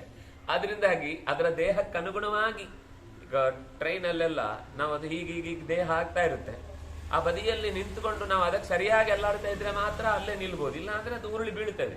ಹಾಗಾಗಿ ಈಗ ಗಾಡಿಯಲ್ಲೂ ಕೂತಾಗಲು ನಾವು ಅದನ್ನು ಸರಿಯಾಗಿ ಹಿಡ್ಕೊಂಡು ಗಮನದಲ್ಲಿ ಇದ್ರೆ ಹಿಂದೆ ಕೂತವರು ಇರ್ತಾರೆ ಕೊನೆವರೆಗೆ, ಇಲ್ಲ ಅಂದ್ರೆ ಹಿಂದೆನೆ ಉಳಿದು ಬಿಡ್ತಾರೆ. ಹಾಗೆ ಆ ವಸ್ತುವಿಗೆ ಸರಿಯಾಗಿ ಹೊಂದಿಕೊಳ್ಳುವ ಒಂದು ಗುಣ ಬೇಕು. ಅದು ಕುದುರೆಯನ್ನ ನಡೆಸುವ ಕ್ರಮದಲ್ಲಂತೂ ಬಹಳ ಮುಖ್ಯ. ಒಂದೇ ಹೀಗಾದ್ರೆ ಇಲ್ಲಿ 6 7 ಹೇಳಲಿಕ್ಕೆ ಬರುದಿಲ್ಲ. ಇನ್ನು ಮನಸ್ಸು 5 ವಿಭಾಗ ಆದ್ರೆ ಅದು 10 ಆಗೋಗುತ್ತೆ ಇಂದ್ರಿಯಗಳು. ಅಂತಹ ಎಲ್ಲ ಇಂದ್ರಿಯಗಳನ್ನು ಕೂಡ ಕುಶಲೀ, ಮತ್ತೆ ಅದನ್ನು ಸ್ವಲ್ಪ ಮೊದಲೇ ಪಳಗಿಸ್ಬೇಕು. ಸುಮ್ಮನೆ ಕೂತಾಗಲೆಲ್ಲ ಅದಕ್ಕೊಂದಿಷ್ಟು ಚೆನ್ನಾಗಿ ಮೇವು ಹಾಕಿ ಮೈ ದಡವಿ, ಏನಾದ್ರೂ ತೊಂದರೆ ಆಗಿದ್ರೆ ಗಾಯ ಆಗಿರುತ್ತೆ ಕೆಲವೊಮ್ಮೆ ಕುದುರೆಗಳಿಗೆ, ಅದನ್ನು ಮೊದಲೇ ಮುಲಾಮ್ ಹಾಕಿ ನೀವೆಲ್ಲ ಅದಕ್ಕೆ ಕಡಿವಾಣ ಹಾಕಿ ಆಮೇಲೆ ಎಳೆದ ಮೇಲೆ ಅದನ್ನು ನೋಡಿದ್ರೆ ಅದು ನೋವಿಗೆ ಇನ್ನಷ್ಟು ಎದ್ವಾ ತದ್ವಾ ಮಾಡುತ್ತೆ. ಹಾಗಾಗಿ ಮೊದಲಿಗೆ ಅದಕ್ಕೆ ಟ್ರೀಟ್ಮೆಂಟ್ ಕೊಡಬೇಕು. ಆ ಇಂದ್ರಿಯಗಳ ದೋಷಗಳನ್ನೆಲ್ಲ ಪರಿಹರಿಸಿಕೊಳ್ಬೇಕು. ಆಮೇಲೆ ನೀವು ಅಂತರಂಗದ ಪ್ರಯಾಣಕ್ಕಾಗಿ ಕಣ್ಣು ಮುಚ್ಚಿದ್ರೆ ಇಂದ್ರಿಯಗಳು ಜೊತೆಗೆ ಸಹಕರಿಸ್ತವೆ. ಇಲ್ಲ ಅಂದ್ರೆ ಅದು ಎಲ್ಲೆಲ್ಲೇ ಹೇಳ್ಕೊಂಡು ಹೋಗ್ತಾ ಇರ್ತದೆ. ನಾವು ಕಾಣಬೇಕು ಅಂತ ಅನ್ಕೊಂಡದ್ದೊಂದು, ಕಂಡ ಭಯಂಕರ ಸಂಗತಿ ಮತ್ತೊಂದು. ಅವ್ಯವಸ್ಥೆಯಿಂದ ತಲೆಯೆಲ್ಲ ಕೆಟ್ಟು ಹೋಗುತ್ತೆ. ಬೇಡವೇ ಬೇಡ, ಈ ಸುದ್ದಿನೇ ಬೇಡ ಅಂತ ಅನ್ಸುತ್ತೆ. ದಾಂತಹ ಅಂದ್ರೆ ಇಂದ್ರಿಯ ನಿಗ್ರಹದಿಂದ ಕೂಡಿದಮ ಇಂದ್ರಿಯ ನಿಗ್ರಹ. ಸುಖಂ ಯಾತಿ ರಥೀವ ಧೀರ. ಹೇಗೆ ರಥಿಯೊಬ್ಬ ಕುದುರೆಗಳನ್ನ ಚೆನ್ನಾಗಿ ಪಳಗಿಸಿಕೊಂಡು ಒಳ್ಳೆಯ ರಥಿಕನಿಗೆ ಸಾರಥ್ಯಕ್ಕೆ ಕೊಟ್ಟು, ದೇವರನ್ನು ನಂಬಿದವನಿಗೆ ದೇವರು ರಥಿಯಾಗಿರ್ತಾನೆ. ಅಂತರ್ಯಾಮಿ ಅವನಿದ್ದಾನೆ ಅಂತ ನಂಬದೆ ನಾನೇ ಅದರ ಒಡೆತನ ಅಂತ ಭಾವಿಸಿ ನಿಂತವನಿಗೆ ಕುದುರೆ ಯಾಕೆ ಈ ಗಲಾಟೆ ಮಾಡುತ್ತೆ ಅಂತ ಗೊತ್ತ. ನಾನು ಹಾಗೆ ಅನ್ಕೊಂಡೇ ಇಲ್ಲ, ಆದ್ರೂ ಹಾಗಾಯ್ತು ಅಂತ ಮತ್ತೆ ತಲೆಗಿಡಿಸಿ ಮಾಡ್ಕೊತಾನೆ. ನನಗೆ ಅಪೇಕ್ಷೆನೇ ಇರ್ಲಿಲ್ಲ, ನಾನು ಹಾಗೆ ಮಾಡ್ಬೇಕು ಅಂತ ಅನ್ಕೊಂಡಿರ್ಲಿಲ್ಲ. ಯಾಕೆಂದ್ರೆ ಅವನು ಒಡೆತನಕ್ಕೆ ಕೊಟ್ಟದ್ದು ತನಗೆ ಏನು ಅದರ ಬಗ್ಗೆ ಗೊತ್ತಿಲ್ಲದೆ ಹಿಡಿಲಿಕ್ಕೆ ಹೋದ್ರೆ ಏನ್ ಮಾಡುತ್ತೆ, ಅದರಲ್ಲಿ ಒಂದೊಂದೇ ಯದ್ವಾ ತದ್ವಾ ಹೋಗುದು. ಅದ್ರಲ್ಲಿ ಎಲ್ಲವೂ ಸೇರಿದ್ರೆ ಅದು ಒಂದು ಈ ಕಡೆಗೆ ಒಂದು ಆ ಕಡೆಗೆ ರಥ 4 ಪಾಲಾಗುತ್ತೆ. ಇವನು ಇರುದು ಒಬ್ಬನೇ, ಯಾವ ತುಂಡದ ಮೇಲೆ ಕಾಲಿಡುದು, ಎಲ್ಲವೂ ನನ್ನ ಛಿದ್ರ ಮಾಡ್ಕೊಂಡು ಹೋಗುತ್ತೆ. ಅದರಲ್ಲೂ ಅವನು 2 ಕಾಲು ಇಟ್ಟು ಬಿಡ್ತೇನೆ ಅಂತ ಕೂತ್ರಂತೂ ಕಥೆಯೇ ಗೋವಿಂದ. ಹಾಗಾಗಿ ಯಾವುದು ಅವನನ್ನು ಬದುಕಲಿಕ್ಕೆ ಬಿಡಲ್ಲ ಅನ್ನುವ ಕಾರಣಕ್ಕಾಗಿ ಅವುಗಳನ್ನು ಮೊದಲು ಸದಶ್ವಗಳನ್ನಾಗಿಸಬೇಕು ಮತ್ತು ಧೀರನಾಗಿರಬೇಕು. ಹೇಗೆ ರಥಿಕನಾದವನೊಬ್ಬ ಅತ್ಯಂತ ನಿಷ್ಣಾತನಾಗಿ ಎಲ್ಲವನ್ನೂ ಒಂದು ಮಾರ್ಗದತ್ತ ಕರೆದೊಯ್ಯುವಂತಹ ದೂರದೃಷ್ಟಿಯನ್ನು ಇಟ್ಟುಕೊಂಡು ಅದನ್ನು ಪಳಗಿಸ್ತಾನೋ ಅಂಥವನು ಗುರಿ ಸೇರುವಂತೆ ಸಾಧಕನು ಕೂಡ ಧೀರ ಅಂದ್ರೆ ಧಿಯಾರಮತೆ, ಬುದ್ಧಿವಂತಿಕೆಯಿಂದ ಕಾರ್ಯಚಟುವಟಿಕೆ ಮಾಡ್ಬೇಕು. ಎಲ್ಲದಕ್ಕೂ ಹೊಡೆದು ಹೋಗು, ಇಲ್ಲಾಂದ್ರೆ ಹೊಡೆದು ಬಿಡ್ತೇನೆ ಅಂದ್ರೆ ನೀನು ಹೊಡೆದ್ರೆ ಹೇಗೂ ಹೊಡೆತ ತಿನ್ಲೇಬೇಕಲ್ಲ, ನಾನು ಈ ಕಡೆ ಹೋಗ್ತೇನೆ ಅಂತ ಅದನ್ನತ್ತೆ. ಅದಕ್ಕೂ ಅರ್ಥ ಆಗುತ್ತೆ ನಿಧಾನಕ್ಕೆ. ಏನಂದ್ರೆ ಈ ಹೊಡೆದ ಮೇಲೆ ನಾವು ಒಬ್ಬೊಬ್ರು ಒಂದೊಂದು ದಿಕ್ಕಿಗೆ ಹೋದ್ರೆ ಇವನಂತೂ ನಮ್ಗೆ ಸಿಗಲ್ಲ, ಇವನ್ ಕಾಟ ಅಂತೂ ನಮ್ಗಿರಲ್ಲ ಅಂತ. ಹೀಗೆ ನರಕಕ್ಕೆ ಹೋದ್ರೆ ನೀವಂತೀರಲ್ವಾ, ಏನಾದ್ರೂ ಮಾಡ್ಕೊಳ್ಳಿ, ನಮ್ಗೇನ್ ಬೇಜಾರಿಲ್ಲ ಅಂತ ಆ ರೀತಿ ಮನಸ್ಸು ವ್ಯಗ್ರವಾಗುತ್ತೆ. ಹೀಗೆ ಆ ಎಲ್ಲ ಇಂದ್ರಿಯಗಳ ದೋಷಗಳನ್ನು ಕಳ್ಕೊಳ್ಬೇಕು. ಅದರಲ್ಲಿ 5 ಜ್ಞಾನೇಂದ್ರಿಯ ಮತ್ತು 1 ಮನಸ್ಸು ಅನ್ನುವ 4 ಇಂದ್ರಿಯಗಳಿಗೆ ಸರಿಯಾಗಿ ನಿಯೋಗವನ್ನು ಒದಗಿಸಿ, ಆದೇಶವನ್ನು ಒದಗಿಸಿ ಪ್ರಮಾಥಿ ಆಗದಂತೆ. ಪ್ರಮಾಥಿ ಅಂದ್ರೆ ಜಾರಿಸಿ ಬೀಳಿಸ್ಲಿಕ್ಕೋಸ್ಕರ ನೀನು ಪ್ರಮಾಥಿ ಬಲವ ದೃಢ, ಅದು ಜಾರಿ ಬೀಳಿಸ್ಲಿಕ್ಕೆ ಎಷ್ಟು ಮಾಡಿದ್ರೂ ಮಥನಕ್ಕೆ ಸಿಗದ್ದು ಅಂತ ಅರ್ಥ. ಹಿಡಿದು ಅದನ್ನ ನಮ್ಮನ್ನ ಮಾಥಿ ಅಂದ್ರೆ ಅರೆಯುವಂಥದ್ದು, ರುಬ್ಬುವಂಥದ್ದು. ಪ್ರಮಾಥಿ ಅಂದ್ರೆ ನಮ್ಮನ್ನು ಚೆನ್ನಾಗಿ ರುಬ್ಬ ಹಾಕ್ಬಿಡುತ್ತೆ. ಹಾಗಾಗಿ ಅದು ಅತ್ಯಂತ ಬಲವತ್ ಮತ್ತು ಪ್ರಮಾಥಿ. ಇಂತಹ ಪ್ರಮಾಥಿನಾಂ ಯೋ ಧೀರ ಧಾರಯೇತ್ ರಶ್ಮೀನ್. ಡೈರೆಕ್ಟ್ ನೀವು ಇಂದ್ರಿಯ ಹಿಡಿಲಿಕ್ಕಾಗಲ್ಲ, ಇಂದ್ರಿಯಗಳಿಗೊಂದು ಕಡಿವಾಣ ಇದೆ. ನೀವು ರಶ್ಮಿಯನ್ನೇ ಹಿಡಿಬೇಕು. ಅದು ಯಾವುದು? ಜ್ಞಾನ ರಶ್ಮಿ. ಜ್ಞಾನದ ರಶ್ಮಿಯಿಂದ ಮಾತ್ರ ಇಂದ್ರಿಯಗಳನ್ನು ಹಿಡಿಬಹುದು ಹೊರತು ನೀವು ಇವತ್ತು ಏನ್ ಮಾಡಿದ್ರು ಊಟ ಹಾಕಲ್ಲ, ಉಪವಾಸ ಇರಿಸ್ತೇನೆ, ಕಣ್ಣು ಮುಚ್ಚಿಯೇ ಕೂತಿರ್ತೇನೆ ಅಂತ ಕೂತಿದ್ರು ಕಣ್ಣು ಈ ತನಕ ನೋಡಿದ್ದಂತ ತಲೆಯೊಳಗೆ ತಿರುಗಿಸ್ಲಿಕ್ಕೆ ಶುರು ಮಾಡುತ್ತೆ. ಕಿವಿ ಇವತ್ತೇನು ಕೇಳಿಸ್ಕೊಳಲ್ಲ, ಮೊದಲು ಕೇಳಿದ್ದನ್ನೇ ಇಟ್ಕೊಂಡು ತಂಗಳನ್ನೇ ತಿನ್ಕೊಂಡು ಖುಷಿಯಾಗಿರುತ್ತೆ. ಅದರಿಂದಾಗಿ ನೀವು ಹೊರಗಿನಿಂದ ಹಠ ಮಾಡಿ ಕೇವಲ ಹೊರಮುಖವಾದ ನಿಗ್ರಹವನ್ನು ಮಾಡಿದ್ರೆ ಬೇಕದು. ಅದು ಕೂಡ ಆ ನಿಗ್ರಹ ಮಾಡ್ತೇನೆ ಅಂತ ನಾನು ಇಂದ್ರಿಯಗಳಿಗೆ ಹೇಳಿ ಮಾಡಿದ್ರೆ ಅದು ಸಹಿಸ್ಕೊಳುತ್ತೆ. ಇವತ್ತು ಊಟ ಇಲ್ಲ ಅಂತ ಏಕಾದಶಿಗೆ ಹೇಳಿದ ಹಾಗೆ ಅದು ಮೊದಲೇ ಪ್ರಿಪೇರ್ ಆಗುತ್ತೆ. ನೀವು ಅದನ್ನ ಹೇಳದೇನೆ ಅದರ ಮೇಲೆ ನನ್ಗೆ ಅದು ಕೋಪ ಬಂತು. ಅಲರ್ಕನ ಕಥೆ ಬರುತ್ತೆ. ಅಲರ್ಕನಿಗೆ ಇಂದ್ರಿಯಗಳ ಮೇಲೆ ಕೋಪ ಬಂದು ಎಲ್ಲ ಕೊಂದು ಆ ಇಂದ್ರಿಯಗಳನ್ನೇ ಕಿತ್ತು ತೆಗಿತೇನೆ ಅಂತ ಕೊಡ್ತಾನೆ. ಅದಕ್ಕೆ ಹೇಳ್ತಾನೆ, ನಾನು ಎಷ್ಟೆಲ್ಲ ಉಪಕಾರ ಮಾಡಿದ್ದೇನೆ ಅದನ್ನ ನೆನೆಸ್ಕೊಳ್ಳಲ್ಲ ನೀನು. ನಾನು ಮಾಡಿದ ಯಾವುದೋ ಒಂದು ಕೆಟ್ಟ ದರ್ಶನದ ಬಗ್ಗೆ ಮಾತ್ರ ನಿನಗೆ ಕೋಪದಿಂದ ನನ್ನನ್ನೇ ಅಂದ್ರೆ ಆ ಇಂದ್ರಿಯದ ದೇವತೆ ಹೇಳುದು, ನನ್ನನ್ನೇ ನಿಗ್ರಹ ಮಾಡ್ಲಿಕ್ಕೆ ಹೊರಟಿದ್ದೀನಿ. ನಿನಗೇನ್ ಸಾಧ್ಯ ಆಗುತ್ತೆ? ಮುಂದೆ ಏನ್ ಮಾಡ್ತೀನಿ ನೀನು? ಒಳ್ಳೇದನ್ನ ನೋಡ್ಬೇಕು ಅಂತ ಅನಿಸಿದ್ರೆ ಏನ್ ಮಾಡ್ತೀವಿ? ಒಳ್ಳೇದನ್ನ ಕೇಳಬೇಕು ಅಂದ್ರೆ ಏನ್ ಮಾಡ್ತೀವಿ? ಆಗ ಅವನಿಗೆ ಅರ್ಥ ಆಗ್ತದೆ, ಇಂದ್ರಿಯಗಳು ತಪ್ಪಲ್ಲ, ಇಂದ್ರಿಯಗಳು ಬೇಕು, ಆದ್ರೆ ಅದನ್ನ ಸರಿಯಾದ ದಾರಿಯಲ್ಲಿ ಇಟ್ಕೊಳ್ಬೇಕು ಅಂತ ಯೋಚನೆ ಮಾಡಿ ಮತ್ತೆ ಅವನು ಆ ಇಂದ್ರಿಯಗಳನ್ನೆಲ್ಲ ಪೋಷಿಸಿಕೊಂಡು ಮುಂದೆ ಸಾಧನೆಯನ್ನು ಮುಂದುವರಿಸಿದ ಅಂತ ಮಾತು ಬರುತ್ತೆ. ಹಾಗಾಗಿ ರಶ್ಮೀನ್ ಸ್ಥಾಪಯೇತ್ ಪರಮ ಸಾರಥಿ. ಪರಮ ಸಾರಥ್ಯಕ್ಕೆ ನಾವು ಭಗವಂತನ ಕೈಗೆ ರಥವನ್ನು ಒಪ್ಪಿಸಿ ಜ್ಞಾನಪೂರ್ವಕವಾಗಿ ಅವನು ನಡೆಸ್ತಾನೆ ಅಂತ ನಂಬಿದ್ರೆ ಅದು ದಾರಿ ಸರಿಯಾಗುತ್ತೆ. ಇಂದ್ರಿಯಾಣಾಂ ವಿಚರತಾಂ ಯನ್ಮನೋನು ವಿಧೀಯತೆ ತದಸ್ಯ ಹರತೆ ಬುದ್ಧಿಂ ನಾವಂ ವಾಯುರಿವಾಂಭಸಿ. ವಾಯುರ್ನಾವಂ ವಿವಾಂಭಸಿ, ನಾವಂ ವಾಯುರಿವಾಂಭಸಿ ಅಂತ ಗೀತೆಯಲ್ಲೇ ಬಂದ ಮಾತು ಸ್ವಲ್ಪ ಬದಲಾಗಿ ಇಂದ್ರಿಯಾಣಾಂ ಹಿ ಚರತಾಂ, ಇಲ್ಲಿ ಇಂದ್ರಿಯಾಣಾಂ ವಿಚರತಾಂ, ಯನ್ಮನೋನು ವಿಧೀಯತೆ ಅದು ಯಥಾ ಪ್ರಕಾರವಿದೆ. ತದಸ್ಯ ಹರತಿ ಪ್ರಜ್ಞಾಂ ಅಲ್ಲಿರುವುದು, ಇಲ್ಲಿ ತದಸ್ಯ ಹರತೆ ಬುದ್ಧಿಂ. ನಾವಂ ವಾಯುರಿವಾಂಭಸಿ ಅಂತ ಇಂದ್ರಿಯಗಳು ವಿಚರತಾಂ ವಿವಿಧ ರೀತಿಯಲ್ಲಿ ಚಲಿಸತ್ತೆ. ಅದನ್ನು ಮನಃ ಅನುವಿಧೀಯತೆ. ಆಯ್ತಾಯ್ತಾಯ್ತು, ಹೋಗು, ಅಲ್ಲಿಗೋಗು, ಇಲ್ಲಿಗೋಗು, ಇನ್ನೊಂದು ಕೊಡೆ, ಮತ್ತೊಂದು ಕೊಡು. ಅದಕ್ಕೆ ಮನಸ್ಸು ಏನೋ ಒಂಚೂರು ಸಿಕ್ಕಿತು, ಆಸೆ ಆಯ್ತು ಅಂದ ತಕ್ಷಣ ಮನಸ್ಸು ಅದನ್ನು ಚೆನ್ನಾಗಿ ಓಡ್ಲಿಕ್ಕೆ ಹೇಳುತ್ತೆ. ಇದರಿಂದ ಪ್ರಾಬ್ಲಮ್ ಆಗುತ್ತೆ ಯಾವ್ದು? ತದಸ್ಯ ಹರತೆ ಪ್ರಜ್ಞಾಂ. ಇದರಿಂದ ಮನಸ್ಸಿನ ನೆಕ್ಸ್ಟ್ ಲೇಯರ್ ಬುದ್ಧಿ ಏನಿದೆ ಇದು ಎಲ್ಲೆಲ್ಲೋ ಚಲ್ಲಾಪಿಲ್ಲಿ ಆಗ್ಲಿಕ್ಕೆ ಶುರುವಾಗುತ್ತೆ. ಅದಕ್ಕೆ ಯಾವುದು ಬೇಕು ಬೇಡ ಅಂತ ನಿರ್ಧಾರ ಮಾಡ್ಲಿಕ್ಕೆ ಸಮಯ ಸಿಗುವ ಮುನ್ನವೇ ಡಂಪ್ ಮಾಡ್ತಾ ಇರುತ್ತೆ ವಿಷಯ ಪದಾರ್ಥಗಳನ್ನು. ಇದು ಬೈಫರ್ಗೆಟ್ ಮಾಡ್ತಾ ಇರುತ್ತೆ. ಈಗ ತಾನೇ ಮೊನ್ನೆ ಬಿದ್ದ ಬಟ್ಟೆಗಳನ್ನೆಲ್ಲ ಒಗಿತಾ ಇರ್ತಾರೆ. ಅಷ್ಟರಲ್ಲಿ ಇವತ್ತಿದ್ದು ತಂದು 1000 ಬಟ್ಟೆ ತಂದು ಹಾಕಿದ್ರೆ ಅದಕ್ಕೆ ಸಿಟ್ಟೆ ಬಂದ್ಬಿಡುತ್ತೆ. ನಾನು ಏನು ಮಾಡಲ್ಲ, ಏನು ಬೇಕಾದ್ರೂ ಮಾಡ್ಬೋದು ಅಂತ ಬಿಟ್ಟು ಬಿಡುತ್ತೇವೆ. ಹಾಗೆ ಬುದ್ಧಿ ಅನ್ನೋದು ಸೆಟೆದುಕೊಂಡು ಬಿಡುತ್ತೆ. ಹೇಗೆ ಜೋರಾದ ಗಾಳಿಗೆ ದಿಕ್ಕು ಕೆಟ್ಟಂತಹ ನಾವೆಯಂತೆ ಪ್ರಜ್ಞೆಯು ಕೂಡ ದಿಕ್ಕೆಟ್ಟ ಬುದ್ಧಿಯ ಉಳ್ಳ ಸಾರಥ್ಯ ಇಲ್ಲದ ದೋಣಿಯಂತೆ ಎಲ್ಲೆಲ್ಲೋ ಚಲ್ಲಾಪಿಲ್ಲಿ ಆಗತ್ತೆ ಇವನ ಮನಸ್ಸು ಕೂಡ ಬುದ್ಧಿಯು ಕೂಡ ಅಂತ ಹೇಳ್ತಿದ್ದಾರೆ. ತೇಷು ವಿಪ್ರತಿಪದ್ಯಂತೆ ಷಟ್ಸು ಅಮೋಹ ಷಟ್ಸು ಅಮೋಹ ಮೋಹಾತ್ ಫಲಾಗಮಂ ತೇಷು ಅಧ್ಯವಸಿತಾಧ್ಯಾಯಿ ವಿಂದತೆ ಧ್ಯಾನಜಂ ಫಲಂ.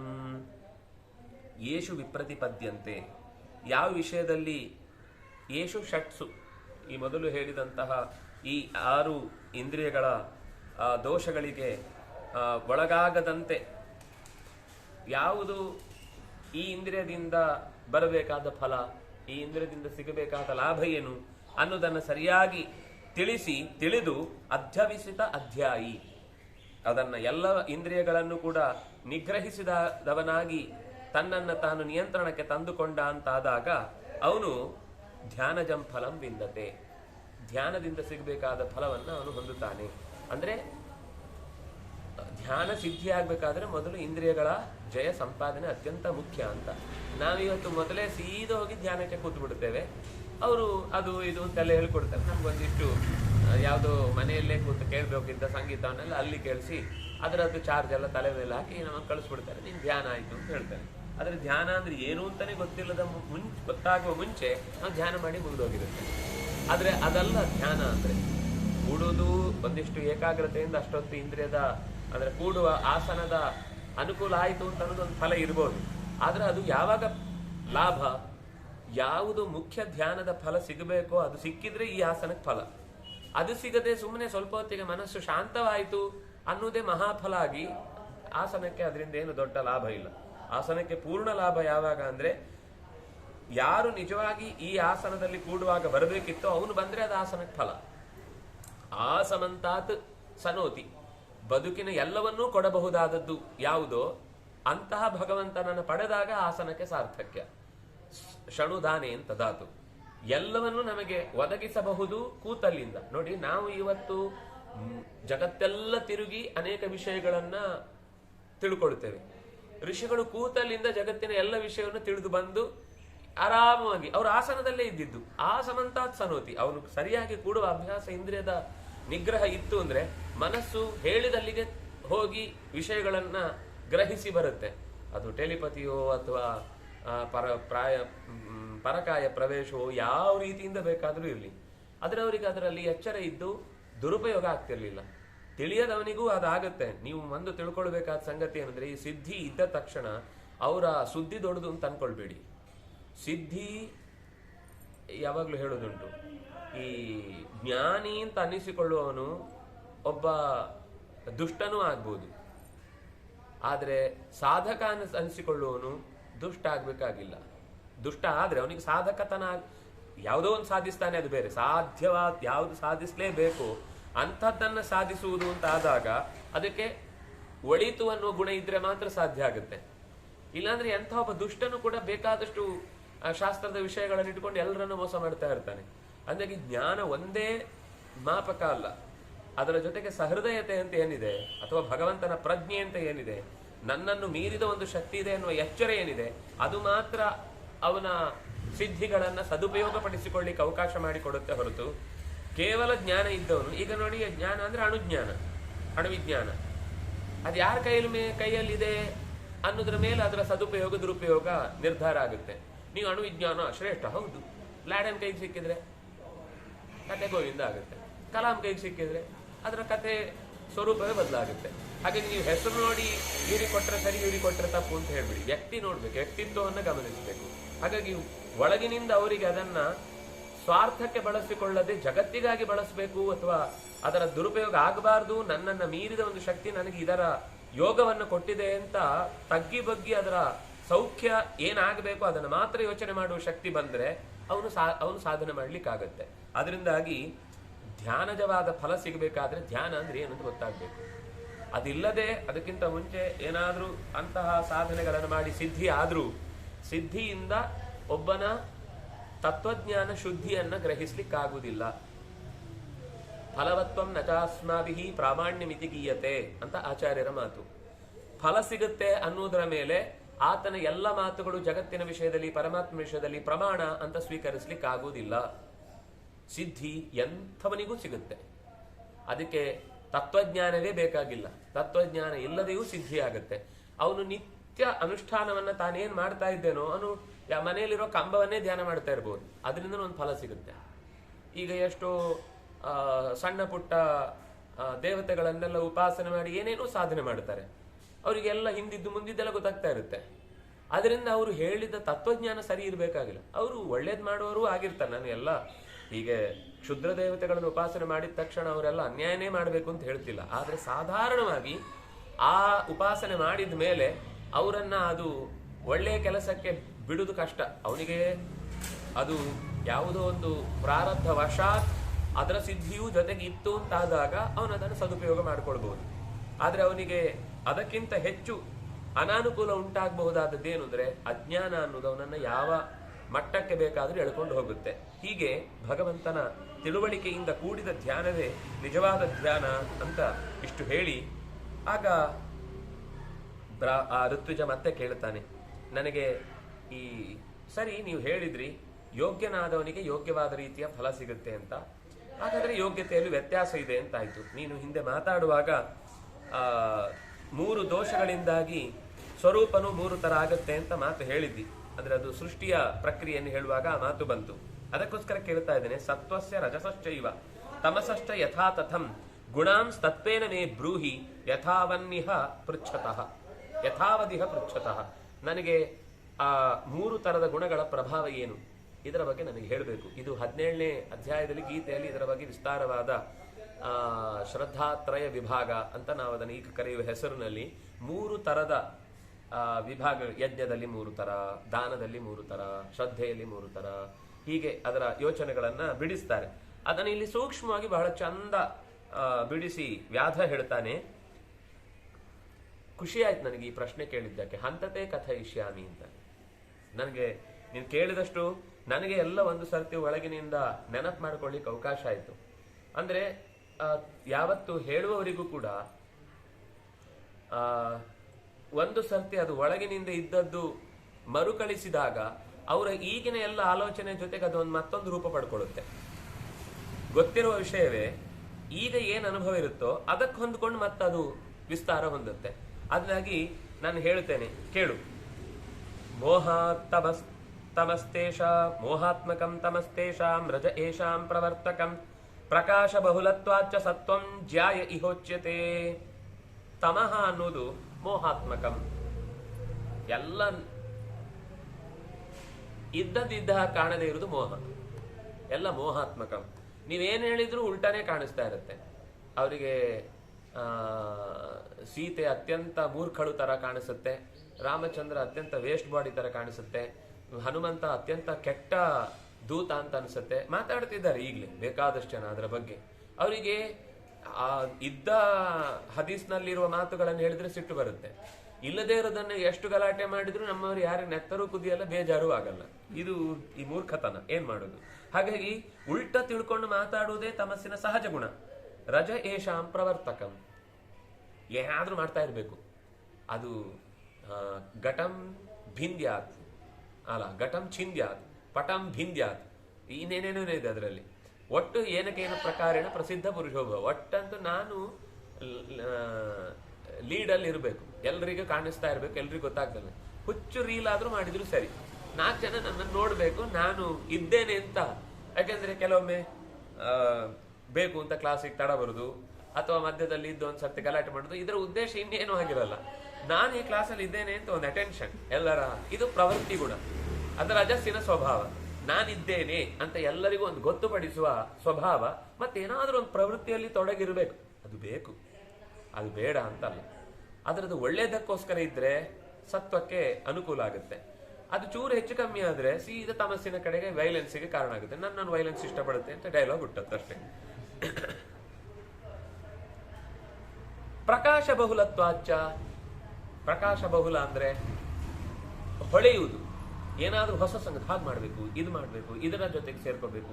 ಏನೇ ಕೆಲಸ ಮಾಡುವಾಗ ಇದನ್ನ ಇನ್ನೂ ಪರ್ಫೆಕ್ಟ್ ಆಗಿ ಅಥವಾ ಇನ್ನೂ ಶುದ್ಧವಾಗಿ ಅಥವಾ ಇನ್ನೂ ವ್ಯತಿರಿಕ್ತವಾಗಿ ಬೇರೆಯವರು ಯೋಚನೆ ಮಾಡೋದಕ್ಕಿಂತ ಹೊಸತಾಗಿ ಎಲ್ಲರಿಗೂ ಅನುಕೂಲ ಆಗುವ ಹಾಗೆ ಮಾಡಬೇಕು ಅಂತ. ಪ್ರಕಾಶ ಬಹುಲತ್ವಾಚ್ಚ ಸತ್ವ ಜ್ಯಾಯ, ಅದರದ್ದು ಎಲ್ಲದಕ್ಕಿಂತ ಶ್ರೇಷ್ಠ. ಉಳಿದ 2 ಗುಣಗಳಿಗಿಂತ ಸತ್ವಗುಣ ಅನ್ನೋದು ಶ್ರೇಷ್ಠ. ಇಹ ಉಚ್ಯತೆ ಅವಿದ್ಯಾ ಬಹುಲೋ ಮೂಢ ಸ್ವಪ್ನಶೀಲೋ ವಿಚೇತನ ದರ್ಹೃಷೀಕಸ್ತಮೋ ತಮೋಧ್ಯಸ್ಥಃ ಸಕ್ರೋಧಸ್ತಮಸೋಲಸ. ಈ ತಾಮಸನ ಸ್ವಭಾವವನ್ನು ನಾನು ಬಿಡಿಸಿ ಹೇಳಬೇಕಾಗಿಲ್ಲ, ಆದರೂ ಹೇಳ್ತೇನೆ. ಅವಿದ್ಯಾಬಹುಲ, ಗೊತ್ತಿಲ್ಲದ್ದೇ ಜಾಸ್ತಿ ಇರುತ್ತೆ. ಆದರೆ ಗೊತ್ತಿಲ್ಲ ಅಂತ ಚೂರು ಒಪ್ಕೊಳ್ಳಲ್ಲ. ಇದು ಅವನ ದೊಡ್ಡ ಕ್ವಾಲಿಫಿಕೇಶನ್. ನೀವು ಅಂಥವನನ್ನು ಗುರುತಿಸುವುದು ಹೇಗೆ ಅಂದರೆ, ಗೊತ್ತಿಲ್ಲದೆ ಇರುವುದನ್ನ ಧೈರ್ಯವಾಗಿ ಮಾತಾಡ್ತಿರ್ತಾರೆ. ತಪ್ಪಾಗಬಹುದು ಅನ್ನೋ ಒಂದು ಸಣ್ಣ ಭಯವೂ ಇರುವುದಿಲ್ಲ. ಇಂಥವನನ್ನ ತಾಮಸ ಅಂತ ಕರಿಬಹುದು. ಮತ್ತೆ ಮೂಢ, ನಾನು ಈ ಮಾತಾಡಿದ್ನ ನಾಳೆ ಏನಾಗ್ಬೋದು, ಇದರಿಂದ ಯಾರಿಗೇನು ತೊಂದರೆ ಆಗ್ಬೋದು, ಇದರ ಬಗ್ಗೆ ಯೋಚನೆನೇ ಮಾಡಲ್ಲ. ಈಗದ್ದು ಒಂದು ಕತೆ ಮುಗಿಬೇಕು, ಏನಾದರೂ ಆಗಲಿ ಅಂತ ದಿಕ್ಕು ತೋಚದ ಮೂಢ. ಸ್ವಪ್ನಶೀಲ, ನಾನು ಹೀಗೆಲ್ಲ ಮಾಡಿಬಿಡ್ಬೇಕು, ಅದಾಗಬೇಕು, ಇದಾಗಬೇಕು ಅಂತ 100 ಕಿಲೋಮೀಟರ್ ಆಚೆಯ ಗಾಳಿ ಗೋಪುರದ ಮೇಲೆ ಕೂತ್ಕೊಂಡೇ ಹಾರಾಡ್ತಿರ್ತಾನೆ. ಅದು ಇಲ್ಲೂ ಇರಲ್ಲ, ಎಲ್ಲೋ ದೂರದಲ್ಲಿರುತ್ತೆ. ಆ ಗಾಳಿ ಗೋಪುರದ ಮೇಲೆ ಕೂತಿರ್ತಾನವನು. ವಿಚೇತನ, ಸರಿಯಾದ ನಿರ್ಧಾರ ತೆಗೆದುಕೊಳ್ಳುವ ಗಟ್ಟಿ ಮನಸ್ಸಿಲ್ಲ ಅವನಿಗೆ. ವಿಚೇತನ, ಒಮ್ಮೆ ಈ ಹೇಳಿಕೆ ಕೊಡ್ತಾನೆ, ಯಾರೋ ಜೋರು ಮಾಡಿದ್ರಿಂದ ಅದನ್ನು ಚೇಂಜ್ ಮಾಡಿ ನಾನು ಹಾಗೆ ಹೇಳಿದ್ದಲ್ಲ ಹೀಗೆ ಅಂತ ಹೇಳ್ತಾನೆ. ಬದಲಾಗ್ತಾನೆ ಇರುತ್ತೆ ಮನಸ್ಸು ಅನ್ನೋದು. ಫ್ಲಿಕ್ಕರ್ ಮೈಂಡ್ ಅಂತ ಹೇಳ್ತಾರ. ಈಗ ಆಗ್ಬೋದು ಅಂತ ನಾವು ನಾನು ಹೀಗೆ ಮಾಡೋ ಅವನು ಅದನ್ನ ಬಿಟ್ಟು ಇನ್ನೇನು ಮಾಡಿರ್ತಾನೆ.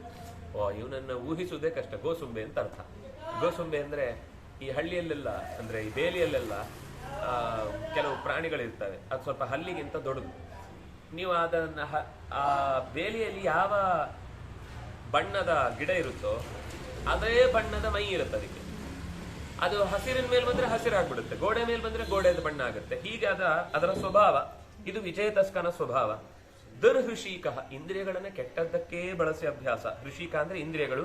ಇಂದ್ರಿಯಗಳಿಗೆ ಒಳ್ಳೆಯ ಯೋಚನೆಯನ್ನು ಕೊಡಲ್ಲ. ತಮೋಧ್ಯಸ್ಥ, ಕತ್ತಲೆ ಅಂದ್ರೆ ಇಷ್ಟಪಡುವವನು, ಗೂಬೆ ತರ. ತಮೋಧ್ಯಸ್ಥ, ತಮಸ್ಸಿನ ಬಗ್ಗೆ ತುಂಬಾ ಸಂಶೋಧನೆಗಳನ್ನು ಮಾಡುತ್ತಿರ್ತಾನೆ. ತಮಸ್ಸಿನಲ್ಲಿ ಸಂಶೋಧನೆ, ಬೆಳಕು ಬೇಡ ಅಂತಿರ್ತಾರೆ. ತಮೋಧ್ಯಸ್ಥ, ತಮಸ್ಸಿನ ಬಗ್ಗೆ ತುಂಬಾ. ಸಕ್ರೋಧ, ಎಲ್ಲ ಸಣ್ಣ ಪುಟ್ಟ ವಿಷಯಕ್ಕೆ ಕೋಪ ಮಾಡ್ಕೊಳ್ತಾ ಇರ್ತಾನೆ. ಸಕ್ರೋಧ. ಇನ್ನು ಎಲ್ಲದಕ್ಕಿಂತ ಹೆಚ್ಚು ತುಂಬಾ ಮುಖ್ಯವಾದ ಗುಣ ಏನು ಅಂದ್ರೆ ಏನು ಬೇಡ ಅಂತ. ಅಲಸಹ, ತುಂಬಾ ಸೋಂಬೇರಿ. ಯಾವುದು ಬೇಡ ಅಂತ ಎಲ್ಲದರ ಬಗ್ಗೆಯೂ ನಿರ್ಲಕ್ಷ್ಯ ಭಾವ, ತಿರಸ್ಕಾರ ಭಾವ ಇರುತ್ತೆ. ಇದು ತಾಮಸಿಗನ ಸ್ವಭಾವ. ನಮ್ಮನ್ನು ನಾವು ಒಂದ್ಸರ್ತಿ ನೋಡ್ಕೊಂಡ್ರೆ ಸಾಕು, ಬೇರೆಯವ್ರ ಬಗ್ಗೆ ಯೋಚನೆ ಬೇಡ ನಮಗೆ. ಎರಡನೇದು ಸುವೃತ್ತ ವಾಕ್ಯ ಮಂತ್ರೀ ಚ ಯೋ ನರಾಗ್ರ್ಯೋ ನ ಸೂಯಕ ವಿವಿತ್ಸಮಾನೋ ವಿಪ್ರರ್ಷೆ ಸ್ತಬ್ಧೋ ಮಾನೀತ ರಾಜಸಃ. ಸುವೃತ್ತ ವಾಕ್ಯ, ನಡತೆಯಲ್ಲೂ ಬೇರೆಯವರ ಕಣ್ಣಿಗೆ ಅಂತಹ ದೋಷಗಳಿಂದ ಕೂಡಿದವನಾಗಿರಲ್ಲ. ಮತ್ತು ಅಂಥದ್ದೇ ವಾಕ್ಯಗಳು, ಅಂಥದ್ದೇ ಮಾತುಗಳು, ತೀರಾ ಹಾನಿಕಾರಕವಾದ ಮಾತುಗಳು ಅಂತ ಮೇಲ್ನೋಟಕ್ಕೆ ಬರಲ್ಲ. ಆಮೇಲೆ ಆದ್ರೆ ಸ್ತಬ್ಧ, ಎದೆ ಉಬ್ಬಿಸಿಯೇ ಮಾತಾಡುದು ಎಲ್ಲವನ್ನು. ನಾನು ಮಾಡಿಬಿಡ್ತೇನೆ, ನಾನು ಹೇಳ್ಬಿಡ್ತೇನೆ, ನಾನು ಎಷ್ಟು ಉಪವಾಸ ಮಾಡಿದ್ದೇನೆ ಗೊತ್ತಾ, ನಾನು ಎಷ್ಟು ದೇವರಿಗೆ ಸೇವೆ ಮಾಡಿದ್ದೇನೆ ಗೊತ್ತಾ, ನಾನು ಓಡಾಡಿದಷ್ಟು ಇವರೆಲ್ಲ ಕೆಲವೊಂದು ಡೈಲಾಗ್ ಇದೆ, ನಾನು ಉಪ್ಪು ತಿಂದಷ್ಟು ನೀನು ಅನ್ನ ತಿಂದಿಲ್ಲ ಅಂತ. ಕೇಳ್ಕೊಳ್ಳಿಕ್ ಭಾರಿ ಚಂದ ಇರುತ್ತೆ, ಆದ್ರೆ ಅದು ಅವನ ಒಳಗಿನ ರಜಸ್ಸಿನ ಪ್ರಭಾವ. ಅದು ಮಾತಾಡುವಾಗ ಅಂದ್ರೆ ನಾನು ಸುಪೀರಿಯರ್. ಆ ಸುಪೀರಿಯರ್ ಕಾಂಪ್ಲೆಕ್ಸ್ ಎಷ್ಟೋ ಸರ್ತಿ ಅಪಾಯಕ್ಕೆ ಕಾರಣ. ಯಾಕೆಂದ್ರೆ ಅವನಿಗೆ ಅವನು ತಿಳ್ಕೊಂಡಷ್ಟು ಎತ್ತರದಲ್ಲಿ ಇರಲ್ಲ ಅವನು, ಆದ್ರೆ ಅದನ್ನ ಎತ್ತರದನ್ನ ಕಲ್ಪಿಸಿಯೇ ಬದುಕ್ತಾ ಇರ್ತಾನೆ. ಸ್ತಬ್ಧ, ಮತ್ತೆ ತನ್ನ ಹತ್ರ ಏನಿದೆ ಅದು ಬೇರೆಯವ್ರ ಹತ್ರ ಯಾರ ಹತ್ರ ಇಲ್ಲ ಅಂತಾನೆ ಭಾವಿಸ್ತಿರ್ತಾನೆ. ಮಾನಿ, ಬೇರೆಯವ್ರ ಹತ್ರ ಇಲ್ಲ ಅನ್ನೋದನ್ನ ತೋರ್ಪಡಿಸ್ತಾನೆ ಒಂದು. ಮತ್ತೆ ತಾನು ಬೇರೆಯವರಿಂದ ಯಾವತ್ತೂ ಕೂಡ ಹೆಚ್ಚು ಅಂತ ಭಾವಿಸುವುದಿಲ್ಲ, ತಾನೇ ಎಲ್ಲದಕ್ಕಿಂತ ಹೆಚ್ಚು ಅಂತ ಭಾವಿಸ್ತಾ ಇರ್ತಾನೆ. ಅನಸೂಯಕ, ಆದ್ರೆ ಒಂದು ಸಿಕ್ಕಾಪಟ್ಟೆ ಹೊಟ್ಟೆ ಕಿಚ್ಚಿನಿಂದ ಕೂಡಿದವನಾಗಿರಲ್ಲ, ಅದು ಕೇವಲ ರಜಸ್ಸಾಗಿದೆ. ಅದ್ರಲ್ಲಿ ಸ್ವಲ್ಪ ತಮಸ್ಸೆ ಇರಿದ್ರೆ ಅದು ಸೇರ್ಕೊಂಡ್ಬಿಡುತ್ತೆ. ಅದೇ ಈಗ ನಾವು ಬರೀ ಸಾತ್ವಿಕ ಅಂತಂದ್ರೆ ಶುದ್ಧ ಸಾತ್ವಿಕ, ಶುದ್ಧ ರಾಜಸ, ಶುದ್ಧ ತಾಮಸ ಅಂತ ಸಿಗಲ್ಲ. ಅದು ಮೂರೂ ಮಿಕ್ಸರ್ ಆಗಿರುತ್ತೆ. ಹಾಗಾಗಿ ನಮ್ಗೆ ಇದನ್ನ ಎಲ್ಲವನ್ನು ಈಗ ನೋಡಿದ್ರೆ ಒಂದು ಸಾತ್ವಿಕ ಗುಣನೂ ಇರುತ್ತೆ, ಅದ್ರ ಜೊತೆಗೆ ರಾಜಸ ಗುಣನೂ ಒಂದು ಮಧ್ಯದಲ್ಲಿ ಸೇರ್ಕೊಂಡಿರುತ್ತೆ, ಇನ್ನೊಂದು ಆಲಸ್ಯ ಅದು ಸ್ವಲ್ಪ ಸ್ವಲ್ಪ ಇರುತ್ತೆ. ಇನ್ನು ಯಾರು ಅಂತ ಯೋಚನೆ ಬರ್ತಾ ಇರುತ್ತೆ. ಅಂದ್ರೆ ಅದು ಆಗಾಗ ಒಂದೊಂದು ಕೆಲಸ ಮಾಡ್ತಿರುತ್ತೆ. ಅಂದ್ರೆ ಅದೊಂದು ಹವಾ ಇದ್ದ ಹಾಗೆ, ಯಾವ ಕಡೆ ಹವಾ ಬರುತ್ತೋ ಆ ಕಡೆ ತಿರುಗಿಬಿಡ್ತೀವಿ. ಅದು ಒಳಗಿನಿಂದ ಅದಕ್ಕೆ ಸ್ವಭಾವಕ್ಕೆ ಸರಿಯಾಗಿ ಅಕಸ್ಮಾತ್ ಒಳ್ಳೆಯದೇ ಅವನನ್ನ ಸೇರಿಕೊಂಡಿತು ಅಂತಂದ್ರೆ ಆಗ ಇದನ್ನು ನಿಗ್ರಹಿಸ್ತಾನೆ. ಆದ್ರೆ ಸ್ವಭಾವಕ್ಕಿಂತ ಪ್ರಭಾವದ ಬಲವೇ ಜಾಸ್ತಿ ಆದಾಗ ಅವನ ಸ್ವಭಾವ ಏನು ಕೆಲಸ ಮಾಡಲ್ಲ. ಅವನು ಉಳಿದವರೆಲ್ಲ ತುಂಬಾ ಜನ, ಈ ಕೆಲವರೆಲ್ಲ ಒಬ್ಬೊಬ್ಬರೇ ಸಿಕ್ಕಿದಾಗ ತುಂಬಾ ತಪ್ಪು, ಅನ್ಯಾಯ ಅಂತೆಲ್ಲ ಮಾತಾಡ್ತಿರ್ತಾರೆ.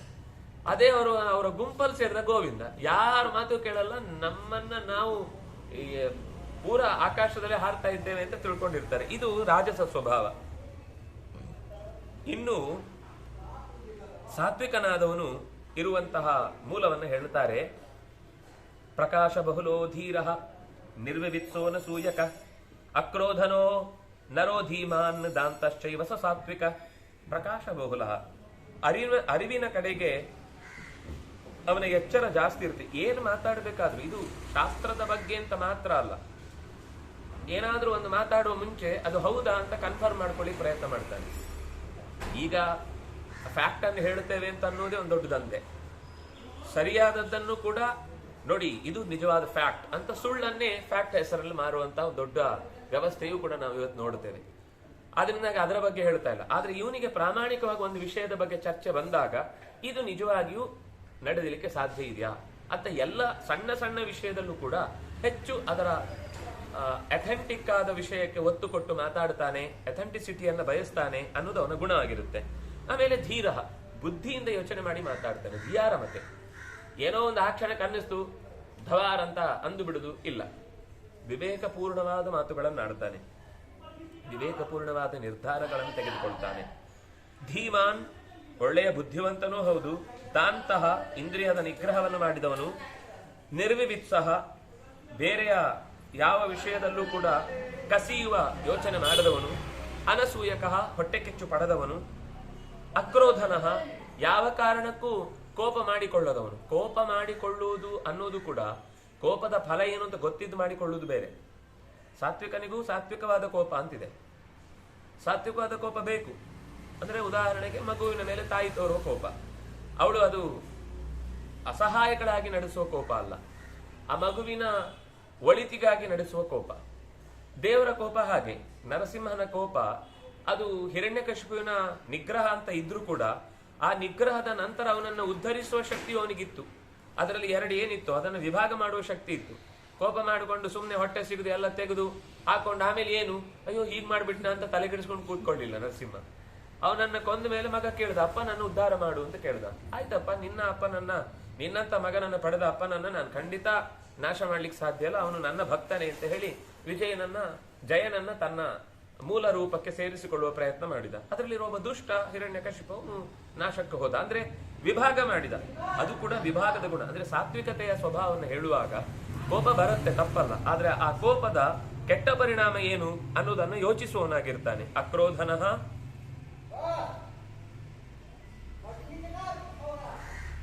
ಇಂಥವನು ಸಾತ್ವಿಕನಾಗಿ ಕರ್ತವ್ಯ ನಿರ್ವಹಿಸುವವನಾಗ್ತಾನೆ. ಸಾತ್ವಿಕಸ್ತತ ಸಂಬುದ್ಧ ಲೋಕವೃತ್ತೈಶ್ಚ ಲಿಪ್ಯತೆ ನ ಲಿಪ್ಯತೆ ಯದಾ ಬುದ್ಧ್ಯತಿ ಬೋದ್ಧವ್ಯಂ ಲೋಕವೃತ್ತಂ ಜುಗುಪ್ಸತೆ. ಲೋಕದಲ್ಲಿ ಎಲ್ಲರ ಜೊತೆಗೆ ಇರ್ತಾನೆ. ಹಾಗಂತ ಹೇಳಿ ನಾನು ಸಾತ್ವಿಕ, ನಾನು ಸಾಧಕ ಅಂತ ನಿಮ್ಮನ್ನೆಲ್ಲ ನೋಡುವುದಿಲ್ಲ ನಾನು ಅಂತ ಯಾರನ್ನು ತಿರಸ್ಕಾರ ಮಾಡುವುದಿಲ್ಲ. ಎಲ್ಲವನ್ನು ಅದು ಹೇಗಿದೆಯೋ ಹಾಗೆ ಒಪ್ಕೋತಾನೆ. ಅದು ಒಳ್ಳೇದಿದೆಯಾ ಅದರಲ್ಲಿರೋ ಒಳ್ಳೇದು ಒಪ್ಕೋತಾನೆ, ಕೆಟ್ಟದಿದೆಯಾ ಅದು ಇರುವುದೇ ಹಾಗೆ. ಅದನ್ನ ನಾನೇನ್ ರಿಪೇರಿ, ತನ್ನ ಅಧಿಕಾರದಲ್ಲಿ ತಾನೊಬ್ಬ ಗುರುವಾಗಿಯೋ ತಂದೆಯಾಗಿಯೋ ಏನೋ ಒಂದು ಸ್ಥಾನ ಅದಕ್ಕೆ ಒಂದು ಕೀಲಿ ಕೊಡ್ಲಿಕ್ಕೆ ಶಕ್ತಿ ಇದ್ರೆ ಅದನ್ನ ಮಾಡ್ತಾನೆ. ಆದ್ರೆ ಮಾಡಿದ್ಮೇಲೆ ನಾನ್ ಮಾಡಿದ್ರಿಂದ ಅದು ಕೀಲಿ ಸರಿಯಾಗಬೇಕು ಅಂತ ಹಠ ಮಾಡಿ ಅದರ ಫಲವನ್ನು ನಿರೀಕ್ಷೆ ಮಾಡುವುದಿಲ್ಲ. ಸರಿ ಆದ್ರೆ ಸರಿ ಆಯ್ತು, ಸಂತೋಷ. ಸರಿ ಆಗ್ಲಿಲ್ಲ ಅಂದ್ರೆ ಅದು ಇರುವುದೇ ಹಾಗೆ, ಏನ್ ಮಾಡುದು ತಗೊಂಡು, ನಾವೇನು ಬದಲಾಯಿಸ್ಲಿಕ್ಕೆ ಆಗುದಿಲ್ಲ ಅಂದ್ಮೇಲೆ ಅದನ್ನು ಬಿಟ್ಟು ಬಿಡ್ತಾನೆ. ಹೀಗೆ ಸಾತ್ವಿಕನಾದವನು ಸಂಬುದ್ಧ, ವಿವೇಕದಿಂದ ಕೂಡಿ ಯಾವಾಗಲೂ ಎಚ್ಚರದಲ್ಲಿರ್ತಾನೆ. ಇದು ತುಂಬಾ ಮುಖ್ಯವಾದ ಗುಣ. ಎಚ್ಚರದಲ್ಲಿರುವುದು ಅಂದ್ರೆ ಏನೇ ಕೆಲಸ ಮಾಡುವಾಗ ನಾನು ಅನ್ನುವ ಸರಿಯಾದ ಎಚ್ಚರ ಅವನಿಗಿದ್ದೇ ಇರುತ್ತೆ. ನಮ್ಗೆ ಬಹಳ ಬಾರಿ ನಮ್ಮ ಕೆಲಸದ ಮೇಲೆ ನಮ್ಗೆ ನಿಗಾನೇ ಇರುವುದಿಲ್ಲ. ಅದು ಯಾಂತ್ರಿಕವಾಗಿ ಅಲ್ಲಿಂದ ಹೀಗೆ ಬಂದೆ ಹೋದೆ ಎಲ್ಲ ಮಾಡಿದೆ. ಈ ಕೆಲವರು ನಿದ್ದೆಯಲ್ಲಿ ಓಡಾಡಿ ಬರ್ತಾರಲ್ಲ, ಆಮೇಲೆ ಬೆಳಿಗ್ಗೆ ಕೇಳಿದ್ರೆ ಓಡಿದ್ದೆ, ನಾನ ಹೋಗ್ಲೇ ಇಲ್ಲ ಅಂತಾನೆ. ಎಚ್ಚರದಲ್ಲೂ ಹಾಗೆ ಬದುಕ್ತಾ ಇರ್ತೇವೆ ನಾವು ಎಚ್ಚರದಲ್ಲಿದ್ದೇವೆ ಅಂತ ಕನಸಿನಲ್ಲಿದ್ದೇವೆ. ಇದಾಗಬಾರದು. ಎಚ್ಚರದಲ್ಲೇ ಎಚ್ಚರವಾಗಿರ್ಬೇಕು. ಬೋದ್ಧವ್ಯಂ ಯದಾ, ಯಾವುದನ್ನು ತಿಳಿಬೇಕು, ತದಾ ಬುದ್ಧತಿ, ಯಾವುದು ತಿಳ್ಕೊಳ್ಳೇಬೇಕಾದ್ದೋ ಅಲ್ಲಿ ಗಮನ ಕೊಡ್ತಾರೆ. ನಮ್ಗೆ ಸ್ವಾಮಿಗಳನ್ನು ಯಾವಾಗ್ಲೂ ನೋಡುವಾಗ ಇದು ಅನ್ನಿಸ್ತಿರುತ್ತೆ. ಅವರು ಪೇಪರ್ ನೋಡುವಾಗ ಅದರಲ್ಲಿ ಹೀಗೆ ಪೇಪರ್ ಬಿಚ್ಚಿದಾಗ ಈಗ ಎಲ್ಲ ಮಿಕ್ಸ್ ಇದೆ. ಆಗ ಪೇಪರ್ ಹೇಗೆ ಬರ್ತಿತ್ತು ಅಂದ್ರೆ ಅದರಲ್ಲಿ ಕ್ರೀಡೆ ಮತ್ತು ಈ ಸಿನಿಮಾದ್ದು ಬೇರೆನೆ ಇರ್ತಿತ್ತು. ಅದು ಹೀಗೆ ಪೇಪರ್ ಬಿಡಿಸಿದ್ರೆ ಒಳಗೆ ಎಕ್ಸ್ಟ್ರಾ ಪುರವಣಿ, ಅದು ಸಿನಿಮಾ ಪುರವಣಿ, ಕ್ರೀಡಾ ಪುರವಣಿ. ಅವ್ರು ಅದು ಹೀಗೆ ತೆಗೆಯುವಾಗ್ಲೇ ಅದನ್ನ ಹೀಗೆ ಎತ್ತುವಾಗ್ಲೇ ಅದು ಕೆಳಗೆ ಬಿದ್ದೋಗ್ತಿತ್ತು. ಅವ್ರು ಕಣ್ಣು ಹಾಕಿ ಸತ್ಯ ನೋಡ್ತಿರ್ಲಿಲ್ಲ. ಆ ಮಧ್ಯದ ಪೇಪರ್ ಮಾತ್ರ ಮುಖ್ಯ ಟಾಮ್ ಪೇಪರ್ ಇದ್ದಿದ್ ಮಾತ್ರ ತಗೊಳ್ತಿದ್ರು. ಅಷ್ಟರಲ್ಲೂ ಹೆಡ್ಲೈನ್ ನೋಡ್ತಿರು ಫಸ್ಟ್. ಅದ್ ನೋಡಿದಾಗ ಅದು ಬೇಕಾದ್ದು ಅಂತ ಆದ್ರೆ ಪೂರ ಓದ್ತಾರೆ. ಅದು ಬೇಡ ಅದಂತ ಮುಂದೆ ಅದನ್ನ ನೋಡುದೇ ಇಲ್ಲ. ಯಾವ್ದು ಕೊಲೆ ಏನೋ ಅದಾಯ್ತು, ಅನ್ಯಾಯ ಆಯ್ತು, ಅನರ್ಥ ಆಯ್ತು, ಒಂದ್ ಲೈನ್ ಅಲ್ಲಿ ಅದು ಏನಾಯ್ತು, ಯಾವ ಜಾಗ ಅಂತ ಇಷ್ಟು ಗೊತ್ತಿರುತ್ತೆ. ಏನಾದ್ರೂ ಅದು ಜಾತಿಗೆ ಸಂಬಂಧಪಟ್ಟಂತೆ ಇನ್ನೇನಾದ್ರೂ ಆಯ್ತು ಅಂದ್ರೆ ಒಂದ್ ಸರ್ತಿ ಅದನ್ನ ಲೆಕ್ಕ ಇಟ್ಕೊಂಡಿರ್ತಾರೆ ತಲೆಯಲ್ಲಿ. ಇನ್ಯಾವಾಗ್ಲೂ ಒಂದು 20 ವರ್ಷ ಆದ್ಮೇಲೆ ಹೇಳ್ತಾರೆ ಅದನ್ನ. ನಮ್ಗೆ ಈಗಲೇ ನೆನಪಿರುದಿಲ್ಲ, ಅವತ್ತೇ ಓದಿದ್ದು. ಅವರು ಅದನ್ನು ಓದುವಾಗ ಯಾವುದು ಬೇಕೇ ಬೇಕು, ಯದ್ ಬೋದ್ಧವ್ಯಂ ತದ್ ಬುದ್ಧಿ, ಅವಶ್ಯ ಯಾವುದು ಅದನ್ನು ಸರಿಯಾಗಿ ನೆನ್ಪಿಟ್ಕೊಳ್ತಾ ಇದ್ರು.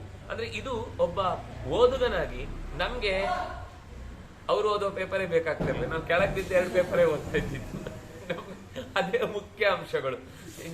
ರೂಮರ್ಸ್ ಗಾಸಿಪ್ಗಳಲ್ಲೇ ಬದುಕು ಇಷ್ಟಪಡುವಂತದ್ದಾದ್ರಿಂದ ಅದಕ್ಕೆ ಹೆಚ್ಚು ಆಸಕ್ತಿ ತೋರಿಸಿದ್ರು ನಮ್ಗೆ. ಆಗ ಯಾಕೆ ಇವ್ರು ಇದನ್ನು ಓದುದಿಲ್ಲ, ಇಷ್ಟೆಲ್ಲ ಸ್ವಾರಸ್ಯಕರವಾದ ಸುದ್ದಿ ಇರುತ್ತೆ, ಏನೇನೋ ಹೇಳ್ತಿರ್ತಾರೆ, ಇದನ್ನು ಬಿಟ್ಟೆ ಅಲ್ಲ. ಈ ತರಂಗ ಸುಧಾಗಳೆಲ್ಲ ಕೊನೆಯ 2 ಪೇಜ್ಗಳಲ್ಲಿ ಏನೇನೋ ಒಂದಿಷ್ಟು ಹುಚ್ಚು ಸುದ್ದಿಗಳಿರ್ತೀವಿ. ಅದನ್ನ ನೋಡ್ಲಿಕ್ಕೋಸ್ಕರ ಫಸ್ಟ್ ಅಲ್ಲಿಂದ ಓದು, ಹಿಂದಿಂದ ಓದೋ ಅಭ್ಯಾಸ, ಮುಂದಿಂದಲ್ಲ. ಅಂದ್ರೆ ಇದು ಸಜ್ಜನನಾದವನಿಗೆ ಯಾವುದು ಬೇಕೇ ಬೇಕು ಸುದ್ದಿ ಅಂತ ಅರಿತು ಓದುವವನಿಗೆ ಇದೆಲ್ಲ ಕಸತ್ತರ ಕಾಣಿಸ್ತಿರುತ್ತೆ. ಅದಕ್ಕೆ ಎಷ್ಟು ಚಂದ ಹೇಳ್ತಾರೆ ನೋಡಿ ಅವರು, ಲೋಕವೃತ್ತಂ ಜುಗುಪ್ಸತೆ. ಜುಗುಪ್ಸತೆ ಅಂದ್ರೆ ಅದರ ಬಗ್ಗೆ ಅದನ್ನ ಬೇಡ, ಅದನ್ನ ನಿರ್ಲಕ್ಷ್ಯ ಮಾಡ್ತಾರೆ. 2 ಅರ್ಥದಲ್ಲಿದೆ. ಒಂದು, ಲೋಕವೃತ್ತಂ, ತನ್ನ ಲೋಕದಲ್ಲಿ ತಾನು ಇರಬೇಕಾದ ತನ್ನ ಏನೇನೋ ಕಾರ್ಯಭಾರಗಳಿರ್ತಾವಲ್ಲ ಅದನ್ನು ಹೆಚ್ಚು ಪ್ರಕಟ ಮಾಡುವುದಿಲ್ಲ. ನಾವಾದ್ರೆ ಒಂದು ಇಷ್ಟು ಮಾಡಿ ಇಷ್ಟು ಹೇಳ್ಕೊಳ್ತೇವೆ, ಅವ್ರು ಎಷ್ಟೋ ಮಾಡಿರ್ತಾರೆ, ಅದ್ರ ಜುಗುಪ್ಸತೆ, ಮುಚ್ಚಿಡ್ತಾರೆ. ಒಂದು. 2ನೇದು ಲೋಕವೃತ್ತ ಅಂದ್ರೆ ಲೋಕದ ಈ ಸಾಮಾನ್ಯ ಜನರು ಯಾವ ವಿಷಯಕ್ಕೆ ತುಂಬಾ ತರಾವರಿ ಒದಾಡ್ತಿರ್ತಾರೋ ಅದರ ವಿಷಯದಲ್ಲಿ ಜುಗುಪ್ಸೆ. ಅದು ಬೇಡ, ಅದು ಬೇಕಾಗಿಲ್ಲ ನನಗೆ ಬೇಕಾದದ್ದು ಈ ಲೋಕಾತೀತನ ಲೋಕ ಯಾರಿಂದವಾಗಿ ವೃತ್ತವಾಗಿದೆಯೋ ಅವನ ಬಗ್ಗೆ ತಿಳ್ಕೊಳ್ತೇನೆ ಹೊರತು ಲೋಕವೃತ್ತ ಬೇಡ ನನಗೆ ಅಂತ 2 ಅರ್ಥದಲ್ಲಿಯೂ ಆ ಶಬ್ದವನ್ನ ಬಳಸಿಕೊಳ್ಳಬಹುದು. ಹೀಗೆ ಇದು ಒಬ್ಬ ಸಾತ್ವಿಕನ ವರ್ತನೆ ಆಗಿರುತ್ತೆ. ವೈರಾಗ್ಯಸ್ಯ ಚ ರೂಪಂಚ ಪೂರ್ವಮೇವ ಪ್ರವರ್ತತೆ ಮೃದುರ್ಭವತ್ಯಹಂಕಾರ ಪ್ರಸೀದತ್ಯಾರ್ಜವಂಚಯತ್. ವೈರಾಗ್ಯ ಅನ್ನೋದು ಅವನಿಗೆ ಅದು ಒಳಗಿನಿಂದ ಸಹಜವಾಗಿ ಬರುವುದು. ಯಾರೋ ಕೇಳಿದ ಉಪದೇಶ ಅನ್ನೋದು ಪೂರಕವಾದ ಒಂದು ಸಹಾಯಕ ಮಾತಾಗಬಹುದು, ಪೂರಕವಾದ ಪ್ರಕರಣ ಆಗಬಹುದು ಹೊರತು ಅದು ಅವತ್ತಿನವರೆಗೂ ಅತ್ಯಂತ ಆಸೆ ಪಡುವವನು ಒಂದೇ ಸರ್ತಿಗೆ ಪೂರ್ತಿ ಬದಲಾಗ್ಲಿಕ್ಕೆ ಸಾಧ್ಯವೇ ಇಲ್ಲ. ಒಳಗಿನಿಂದಲೇ ಅವನಿಗೆ ಅದರ ಬಗ್ಗೆ ಒಂದು ಜಿಹಾಸೆ ಇದ್ದದಕ್ಕೆ ಸರಿಯಾದ ಕಾರಣ ಸಿಗುತ್ತೆ. ಇದಕ್ಕೋಸ್ಕರ ಇವರೆಲ್ಲ ಬಿಟ್ಟಿದ್ದು, ನಾನು ಇದನ್ನೇ ಬಿಡ್ತೇನೆ, ನನಗಿದು ಬೇಕಾಗಿಲ್ಲ. ಈ ಪದಾರ್ಥಗಳ ಬಗ್ಗೆ ಅಥವಾ ಈ ಹೊರಗಿನ ಆಭರಣ ಇತ್ಯಾದಿಗಳ ಬಗ್ಗೆ ಇರುವ ವ್ಯಾಮೋಹ ಇದನ್ನೆಲ್ಲ ಮೊದಲಿನಿಂದಲೂ ಒಳಗಿನಿಂದಲೇ ಬಿಡುವಂತಹ ಸ್ವರೂಪ ಲೋಕದಲ್ಲಿ ನಾವು ನೋಡುವ ಹಾಗೆ ಎಲ್ಲ ವಿಷಯದಲ್ಲೂ ಇದೇ ರೀತಿ ಪೂರ್ವಮೇವ ಪ್ರವರ್ತತೆ. ಅವನೇ ಸಹಜವಾಗಿ ಅದರಿಂದ ನಾವು ಅನ್ಕೊಳ್ಳೋದು ಎಷ್ಟೋ ಸರ್ತಿ ಶಾಸ್ತ್ರ ಓದದೇ ಇದ್ದಾಗಲೂ ಅವರಲ್ಲಿ ತುಂಬಾ ನಿಷ್ಠೆ ಇರುತ್ತೆ. ಅವರಿಗೆ ಜ್ಞಾನ ಪೂರ್ತಿ ಬಂದಿರುವುದಿಲ್ಲ, ಆದ್ರೆ ಒಳಗಿನಿಂದ ವೈರಾಗ್ಯ ಅವರ ಸ್ವಭಾವದಿಂದ ಇದ್ದದ್ದು ಅಷ್ಟು ವ್ಯಕ್ತವಾಗಿ. ಈಗ ಈ ಗದ್ದೆಯಲ್ಲಿ ಕೆಲಸ ಮಾಡುವ ಎಲ್ಲೆಲ್ಲೋ ಇರುವಂತಹವರಿಗೆ ಅವರಿಗೆ ಅದನ್ನ ಮಾರಿ ಅವತ್ತಿಗೆ ಎಷ್ಟು ಕವಡೆ ಸಿಕ್ಕಿದ್ರೆ ಅಷ್ಟರಲ್ಲೇ ತೃಪ್ತಿ ಪಡ್ತಾರೆ.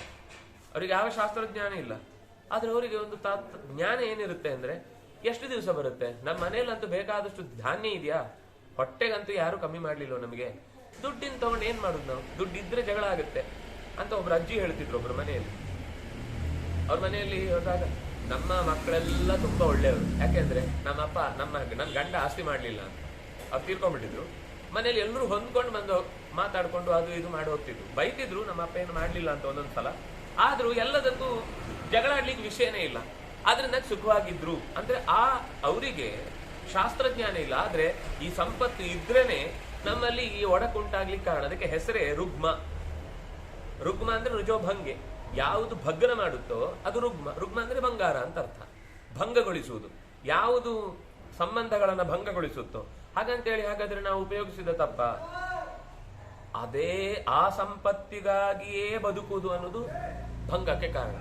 ಅದು ಒಂದು ಆಭರಣವಾಗಿ ಅಥವಾ ಅದು ಒಂದು ಯಾವುದೋ ಧಾರ್ಮಿಕ ಶ್ರದ್ಧೆಗಾಗಿ ನಾವು ಎಲ್ಲೋ ಒಂದು ಸ್ವಲ್ಪ ಬಳಸಿದ್ರೆ ದೋಷ ಅಂತ ಹೇಳಿಲ್ಲ. ಈಗ ದೇವರಿಗೆ ನಾವೊಂದು ಆಭರಣ ಸಣ್ಣ ಸರ ಮಾಡಿ ಹಾಕ್ಬೇಕು ಅಂತ ಅನ್ನಿಸ್ತು, ತಪ್ಪಲ್ಲ. ಯಾವ್ದ್ಯಾರಿಗೋ ಮಾಡಿ ಯಾರ್ಯಾರಿಗೂ ಹೇಳದೆ ಕೇಳದೆ ಮಾಡಿ ಕೊಡುವುದಕ್ಕಿಂತ ದೇವರಿಗೆ ಹಾಕಿ ಕೊಡುವುದು ತುಂಬಾ ಉತ್ತಮ. ಆದ್ರಿಂದಾಗಿ ವಿದ್ಯಾಮಾನ್ಯರು ಹೇಳಿದ ಮಾತು, ಕೃಷ್ಣನಿಗೆ ಯಾಕೆ ಕವಚ ಮಾಡ್ಬೇಕು ನೀವು, ಕೃಷ್ಣನಿಗೆ ಯಾಕೆ ಬಂಗಾರ ಎಲ್ಲ ವೇಸ್ಟ್ ಅಲ್ಲ, ಅದನ್ನೆಲ್ಲ ಬಗ್ಗರಿಗೆ ಕೊಡ್ಬೋದಿತ್ತಲ್ಲ. ಹೌದಾ, ನೀನು ಹೇಳ್ತೀಯಲ್ವಾ ನಿನ್ನಲ್ಲಿ ದುಡ್ಡನ್ನು ₹1 ವೇಸ್ಟ್ ಮಾಡದೆ ನೀನ್ ಎಲ್ರಿಗೂ ಕೊಡ್ತಾ ಇದ್ಯಾ, ನೀನ್ ಕೊಡ್ತಾ ಇದ್ದಿ ಅಂದ್ರೆ ಆಮೇಲೆ ಬಂದು ಮಾತಾಡೋದು. ಯಾರು ಅಂತವ್ರು ಮಾತಾಡಲ್ಲ. ನಿನ್ನ ಹೆಂಡತಿಗೆಲ್ಲ ಚಂದ ಕಾಣ್ಬೇಕು ಅಂತ ತುಂಬಾ ಹಾಕಿದ್ಯಲ್ಲ, ಮೊದ್ಲು ಅದನ್ನು ಕೊಟ್ಟು ಬಾ, ಆಮೇಲೆ ನೀನ್ ನನಗೆ ದೇವರಿಗೆ ಏನ್ ಬೇಕು ಬೇಡ ಅಂತ ಅನ್ನೋದನ್ನ ನಿರ್ಧಾರ ಮಾಡು ಅಂತ. ಅಂದ್ರೆ ಇದು ನಾವು ಮಾತಾಡುವಾಗ ತುಂಬಾ ಆದರ್ಶಗಳನ್ನ ಮಾತಾಡ್ತೇವೆ, ಅದು ನಮ್ಮಲ್ಲಿ ಇರುವುದಿಲ್ಲ ಅಷ್ಟೇ, ನಾವು ಇನ್ನೊಬ್ಬರಲ್ಲಿ ಇರಬೇಕು ಅಂತ ಕಾಣ್ತೇವೆ.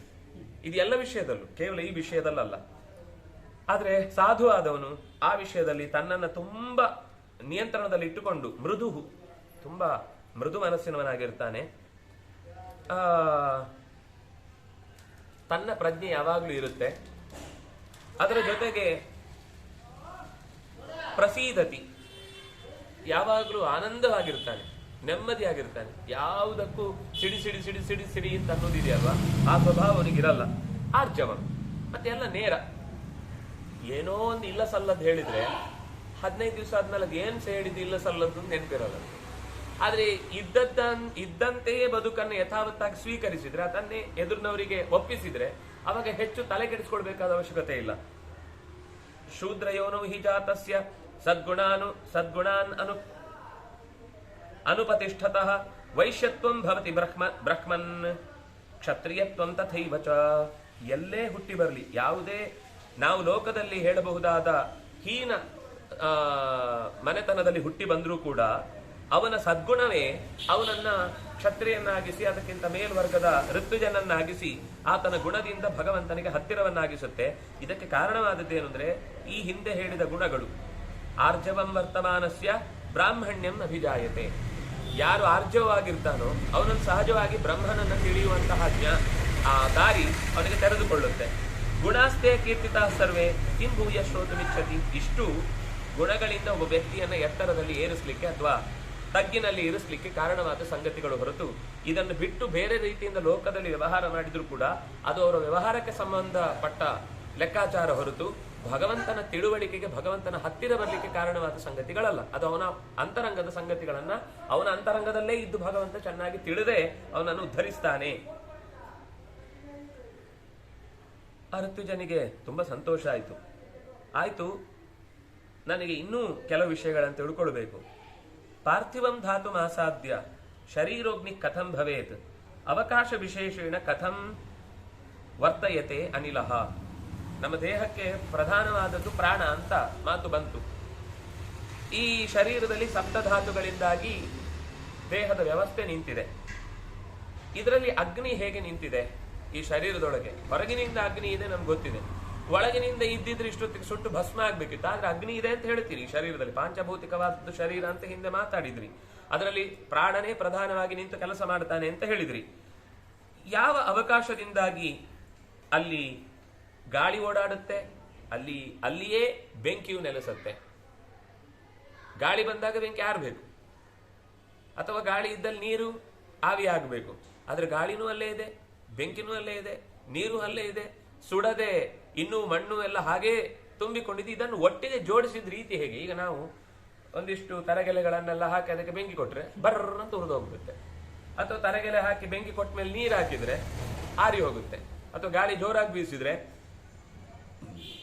ಕೆಲವೊಮ್ಮೆ ಉರಿಯತ್ತೆ. ಅದು ಕಟ್ಟಿಗೆ ಬೇಕಾದಷ್ಟಿದ್ದು ಬೆಂಕಿ ಕಮ್ಮಿ ಇದ್ರೆ ಜಾಸ್ತಿ ಉರಿಯತ್ತೆ. ಕಟ್ಟಿಗೆ ಚೂರೇ ಇದ್ದು ಬೆಂಕಿ ಜಾಸ್ತಿ ಆದ್ರೆ ಬೇಗ ಉರಿದು ನಾಶ ಆಗುತ್ತೆ. ಒಟ್ಟಂತೂ ಆರುವುದು ಸಿದ್ಧ ಅದು. ಆದ್ರೆ ಇದೆಲ್ಲ ಒಟ್ಟಿಗೆ ಸೇರಿ ಈ ಶರೀರದೊಳಗೆ ಒಂದಕ್ಕೊಂದು ಹೊಂದಿಕೊಂಡು ವ್ಯವಸ್ಥಿತವಾಗಿ ನಿಂತಿದೆಯಲ್ಲೋ, ಇದನ್ನ ಈ ರೀತಿಯಾಗಿ ನಡೆಸಿದ ಕೈ ಚಳಕ, ಅದು ಅದ್ಭುತ. ಅದು ಏನು ಅಂತ ನನಗೆ ಹೇಳಬೇಕು.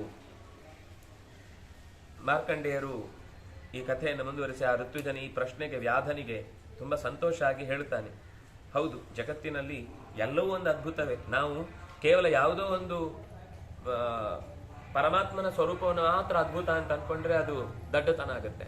ಪರಮಾತ್ಮನಿಂದ ಸೃಷ್ಟವಾದ ಪ್ರತಿಯೊಂದು ಸಂಗತಿಯೂ ಕೂಡ ಅದ್ಭುತವೇ ಆಗಿರುತ್ತೆ. ನಮ್ಗದ್ರಲ್ಲಿ ಸ್ವಲ್ಪ ಆಸಕ್ತಿ ಇರ್ಬೇಕಷ್ಟೇ. ಈ ಕೆಲವರಿಗೆ ಬೆಟ್ಟ ಗುಡ್ಡ, ಅಯ್ಯೋ ಬರೀ ಬೆಟ್ಟ ಬರೀ ಗುಡ್ಡ ಅಂತ ಬೇಜಾರು ಮಾಡ್ಕೋತಾರೆ.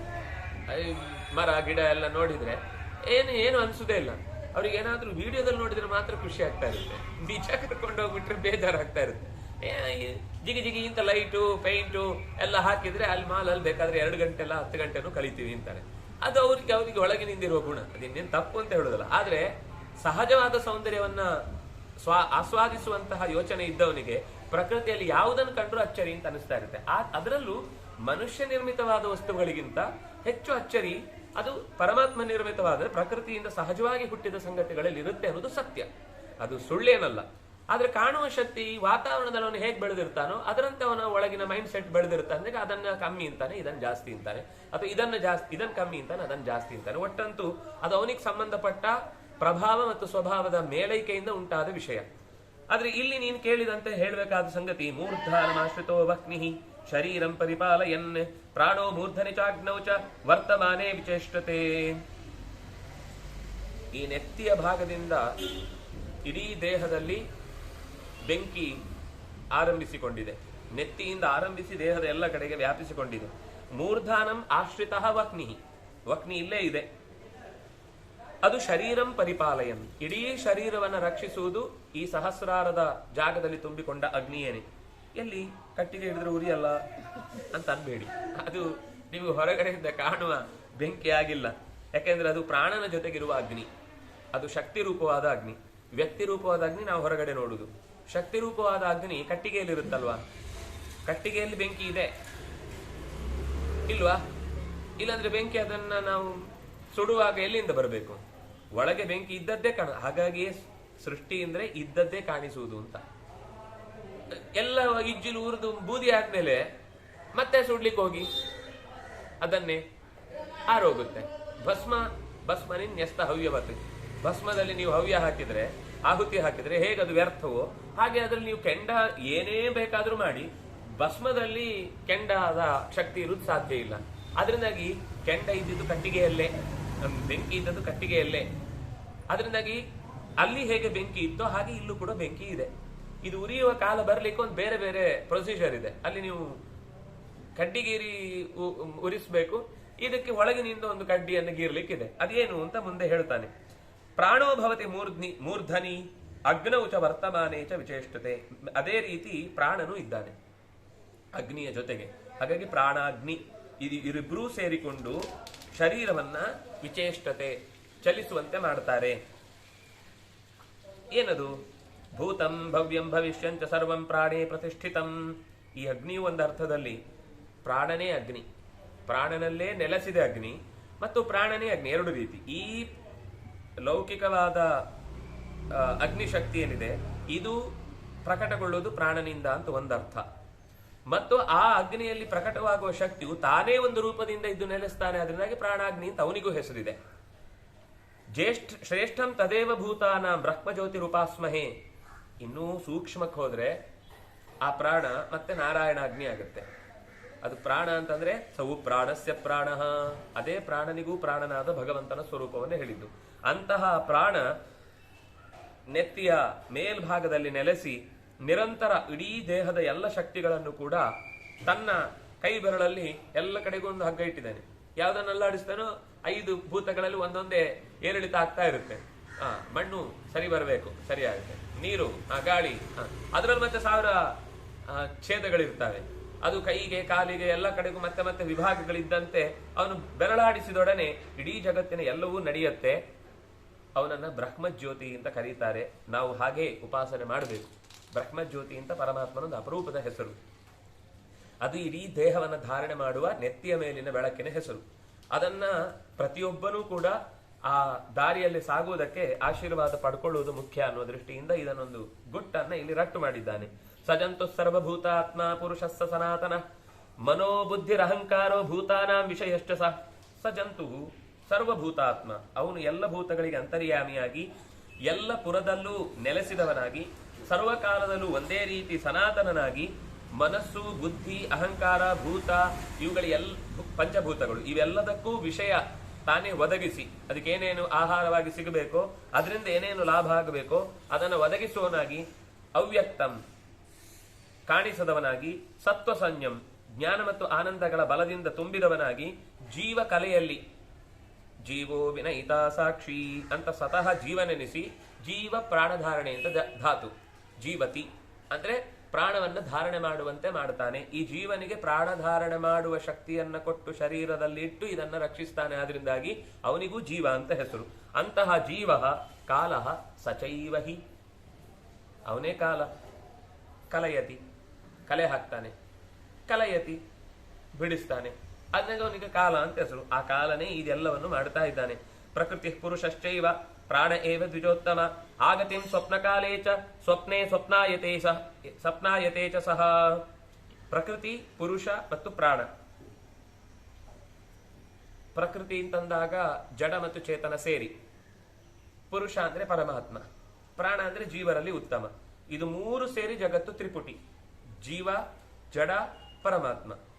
ಈ ಜಡ ಅಂತ ಬಂದಾಗ ಅದರ ಪರಮಚೇತನಳಾದ ಲಕ್ಷ್ಮಿಯು ಬಂದ್ಲು ಅಂತ ಲೆಕ್ಕ. ಹೀಗೆ ಇದು ಮೂರು ಸೇರಿ ಜಗತ್ತು ನಡೀತಾ ಇದೆ. ಇದು ತ್ರಿಪುಟಿಯಿಂದಲೇನೆ ಜಗತ್ತು ನಡೀತಾ ಇರುವುದು. ಇದರಿಂದಲೇನೆ ಇಡೀ ಜಗತ್ತಿನ ಎಲ್ಲವೂ ಕೂಡ ನಡೀತಾ ಇದೆ. ಸ್ವಪ್ನದಲ್ಲಿರುವ ಅನೇಕ ಕಾರ್ಯಗಳು, ಸ್ವಪ್ನದಿಂದ ಎದ್ದ ಮೇಲೆ ಏನೆಲ್ಲ ನಾವು ನೋಡ್ತೇವೆ ಅದೆಲ್ಲವೂ ಇವನಿಂದನೇ ಆಗುತ್ತೆ. ಜಾಗ್ರತ್ಸು ಬಲನಾದತ್ತೆ ಚೇಷ್ಟಸ್ತು ಚೇಷ್ಟಯತ್ಯಪಿ ತಸ್ಮಿನ್ ನಿರುದ್ಧೆ ವಿಪ್ರೇಂದ್ರ ಮೃತ ಇತ್ಯಭಿಧೀಯತೆ. ಯಾವಾಗ ಅವನು ಎಲ್ಲ ಚೇಷ್ಟೆಗಳನ್ನ ಸ್ಥಗಿತಗೊಳಿಸ್ತಾನೋ ಆಗ ಇವನು ಮೃತ ಇತ್ಯುಚ್ಯತೆ ಬುಧೈ. ತಿಳಿದವರು ಹೇಳ್ತಾರೆ ಇದು ಆಯ್ತು, ಇದರ ಕತೆ ಮುಗಿಯಿತು. ಚೇಷ್ಟೆ ಇರುವ ತನಕ ಇದಕ್ಕೆ ಬದುಕಿದೆ ಅಂತ ಅರ್ಥ. ಚೇಷ್ಟೆ ಹೋಯಿತು ಅಂದ್ರೆ ಇದರ ಆಯುಷ್ಯ ಮುಗಿಯಿತು ಅಂತ ಲೆಕ್ಕ.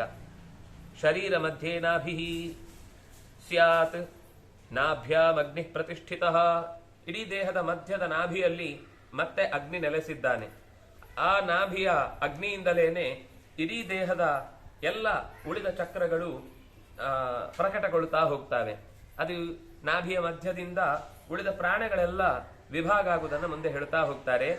ಏಷತ್ವಗ್ನಿರಪಾನೇನ ಪ್ರಾಣೇನ ಪರಿಪಾಲ್ಯತೆ ಪೃಷ್ಠತಸ್ತು ಸಮಾನೇನ ಸ್ವಾಂ ಸ್ವಾಂ ಗತಿಮುಪಾಶ್ರಿತ ಬಸ್ತಿ ಮೂಲೆ ಗುದೇ ಚೈವ ಪಾವಕಂ ಸಮುಪಾಶ್ರಿತ ವಹನ್ ಮೂತ್ರಂ ಪುರೀಶಂಚ ವಾಪ್ಯಪಾನ ವಾ ಅಪ್ಯಪಾನ ಪರಿವರ್ತತೆ ಪ್ರಯತ್ನೆ ಕರ್ಮಣಿ ಚ ಬಲೆ ಯ ಏಕಸ್ತ್ರಿಷು ವರ್ತತೆ ಉದಾನ ಇತಿ ತಂ ಪ್ರಾಹು ಆಧ್ಯಾತ್ಮಿಕ ವಿದೋ ಜನಾಃ. ಹೀಗೆ 5 ಪ್ರಾಣಾಪಾನ ವ್ಯಾನೋದಾನಗಳ ಸ್ವರೂಪವನ್ನ ಇಲ್ಲಿ ನಿರೂಪಣೆ ಮಾಡ್ತಾ ಇದ್ದಾರೆ. ಉಸಿರನ್ನ ಒಳಕ್ಕೆ ತೆಗೆದುಕೊಳ್ಳುವ ಶಕ್ತಿಯಾಗಿ ಪ್ರಾಣ ಇದ್ದಾನೆ. ಆ ಉಸಿರನ್ನ ಮತ್ತೆ ಮರುಕಳಿಸಿ ಹೊರಕ್ಕೆ ಬಿಡುವುದಕ್ಕೆ ಹೊರಗಿನಿಂದ 2 ಕೆಲಸ ಇದೆ. ಭೌತಿಕವಾದ ವಸ್ತುಗಳನ್ನ ಹೊರಗೆ ಹಾಕುವುದು ಅಂತ ಕೆಲಸ ಅಪಾನ ಅಂದ್ರೆ ಅಪನಯತಿ. ಅದು ಮಲಮೂತ್ರ ವಿಸರ್ಜನೆಯೂ ಆಗುತ್ತೆ, ಶರೀರದಲ್ಲಿ ಬೆವರು ಹೊರಕ್ಕೆ ಹರಿಯುವುದು ಆಗುತ್ತೆ, ಕೆಟ್ಟ ಉಸಿರು ಹೊರಕ್ಕೆ ಬೀಳುವುದು ಆಗುತ್ತೆ. ಇದೆಲ್ಲವೂ ಅಪಾನದ ಕೆಲಸ. ಉದಾನ ಅಂತಂದ್ರೆ ಇದರಲ್ಲಿ ಸ್ವಲ್ಪ ಅಭೌತಿಕವಾದ ಅಂದ್ರೆ ಒಳಗಿನಿಂದ ಈ ಏಕಾಗ್ರತೆ ಬರುವುದು, ಇಂದ್ರಿಯ ಶಕ್ತಿ ಜಾಗೃತ ಆಗುವುದು, ಕುಂಡಲಿನಿ ಶಕ್ತಿ, ಇದೆಲ್ಲ ನಯತಿ. ಉದಾನ ಅಂತಂದ್ರೆ ಉದ್ಗಮನ, ಎತ್ತರಕ್ಕೆ ಅಂದ್ರೆ ಬಾಯಿಂದ ಹೊರಗೆ ಬರುವುದಲ್ಲ, ಅದು ನೆತ್ತಿಯಿಂದ ಹೊರಗೆ ಬರುವುದಕ್ಕೆ ಕಾರಣವಾದ ಅಂತರಂಗದ ಶಕ್ತಿಯನ್ನ ಗಟ್ಟಿಗೊಳಿಸುವಂಥದ್ದು. ಇದಕ್ಕೆ ಉದಾನ ಅಂತ ಹೆಸರು. ಇನ್ನು ತಿಂದ ಎಲ್ಲ ಸಂಗತಿಗಳನ್ನು ಕೂಡ ಅಲ್ಲಲ್ಲಿಗೆ ಮುಟ್ಟಿಸಬೇಕಾದ ಕೆಲಸವನ್ನ ಸಮಾನ. ಪೃಷ್ಠತಸ್ತು ಸಮಾನೇನ ಸ್ವಾಂ ಗತಿಂ ಉಪಾಶ್ರಿತ. ತಿಂದ ಅನ್ನ ನಾಭಿಯ ಮೇಲ್ಭಾಗದಲ್ಲಿ ಕರುಳಿನಲ್ಲಿ ಜೀರ್ಣ ಆದ ಮೇಲೆ ಅದರಲ್ಲಿ ಹೃದಯಕ್ಕೆ ಏನು ಬೇಕು, ಕೈಗೆ ಏನು ಬೇಕು, ತಲೆಗೆ ಏನು ಬೇಕು, ಆಯಾ ಭಾಗಕ್ಕೆ ಆಯಾ ವಸ್ತುಗಳನ್ನ ಯಥಾವತ್ತಾಗಿ ಕಳುಹಿಸಿಕೊಡುವ ಶಕ್ತಿಯನ್ನ ಉದಾನ ಕೆಲಸ ಮಾಡಿದ್ರೆ, ವ್ಯಾನ ಶರೀರೇಶು ಮನುಷ್ಯಾಣ ಸರ್ವೇಶ್ವಪಿ ಸನ್ನಿವಿಷ್ಟ ಸಂಧೌ. ಕೈ ಬಗ್ಗತ್ತೆ, ಕುತ್ತಿಗೆ ತಿರುಗುತ್ತೆ, ಮೇಲೆ ಕೆಳಗೆ ಮಾಡ್ತೇವೆ, ಯಾರಾದ್ರೂ ಕರೆದ್ರೆ ಕುತ್ತಿಗೆ ಮಾತ್ರ ತಿರುಗುತ್ತೆ ಅಂತ ಆಗಿದ್ರೆ ಆವಾಗ ವ್ಯಾನ ಕೆಲಸ ಮಾಡ್ತಾ ಇದೆ ಅಂತ ಅರ್ಥ. ವ್ಯಾನದ ಕೆಲಸ ನಿಂತಿತ್ತು ಅಂದ್ರೆ ಯಾರಾದ್ರೂ ಕರೆದ್ರೆ ಪೂರ್ತಿ ತಿರುಗಬೇಕಾಗುತ್ತೆ, ಯಂತ್ರವನ್ನೇ ತಿರುಗಿಸಿದ ಹಾಗೆ. ಅಂದ್ರೆ ದೇಹ ಅಷ್ಟು ಬಗ್ಗುವುದಿಲ್ಲ. ಯಾವಾಗ ನಮ್ಮ ದೇಹದಲ್ಲಿ ಬಾಗುವಿಕೆಗೆ ಬೇಕಾದ ಶಕ್ತಿ ಇದೆ ಅಂತ ಆದ್ರೆ ಅದೇ ನಾವು ಜಪ ಇತ್ಯಾದಿ ಕರ್ಮಗಳಲ್ಲಿ ಮಾಡುವಂತಹ ನಮಸ್ಕಾರ ಇರಬಹುದು ಅಥವಾ ಅಭಿವಾದನೆ ಇರಬಹುದು, ಅದೇ ಏನೇ ಕೆಲಸ ಮಾಡ್ಲಿಕ್ಕೆ ಬಗ್ಗುದು. ಯಾರಾದ್ರೂ ಅಯ್ಯೋ ಬಗ್ಗಿದ್ರೆ ಸೊಂಟ ಹಿಡ್ಕೊಂಡ್ಬಿಡುತ್ತೆ ಅಂತ. ದೇಹ ತೀರಾ ಆಯುಷ್ಯ ಮುಗಿದ ಮೇಲೆ ಏನು ಹೇಳಲಿಕ್ಕಾಗಲ್ಲ, ಆಗ ಅದು ಕಮ್ಮಿ ಆಗ್ತಾ ಬರುತ್ತೆ. ನಮ್ಗೆ ಈಗಲೇ ಇನ್ನೂ ಒಂದು ಬೆಳೆದು ನಿಂತು ಕೈಕಾಲು ಗಟ್ಟಿ ಇದೆ ಅಂತ ಅಂದುಕೊಳ್ಳುವಾಗ್ಲೇ ನಮ್ಗೆ ಈ ರೋಗಗಳೆಲ್ಲ ಕೆಲಸ ತಪ್ಪಿಸಿಕೊಳ್ಳಿಕ್ಕೂ ಗೊತ್ತಿಲ್ಲ, ಒಟ್ಟಂತೂ ಶುರುವಾಗುತ್ತೆ. ಹಾಗೆ ಶುರುವಾದಾಗ ನಮಗೆ ಗೊತ್ತಾಗುತ್ತೆ ವ್ಯಾನದ ಉಪಾಸನೆ ಕಮ್ಮಿ ಆಗಿದೆ, ಸರಿ ಸ್ವಲ್ಪ ವ್ಯಾನನನ್ನು ಉಪಾಸನೆ ಮಾಡಬೇಕು ಅಂತ ಗೊತ್ತಾಗುತ್ತೆ.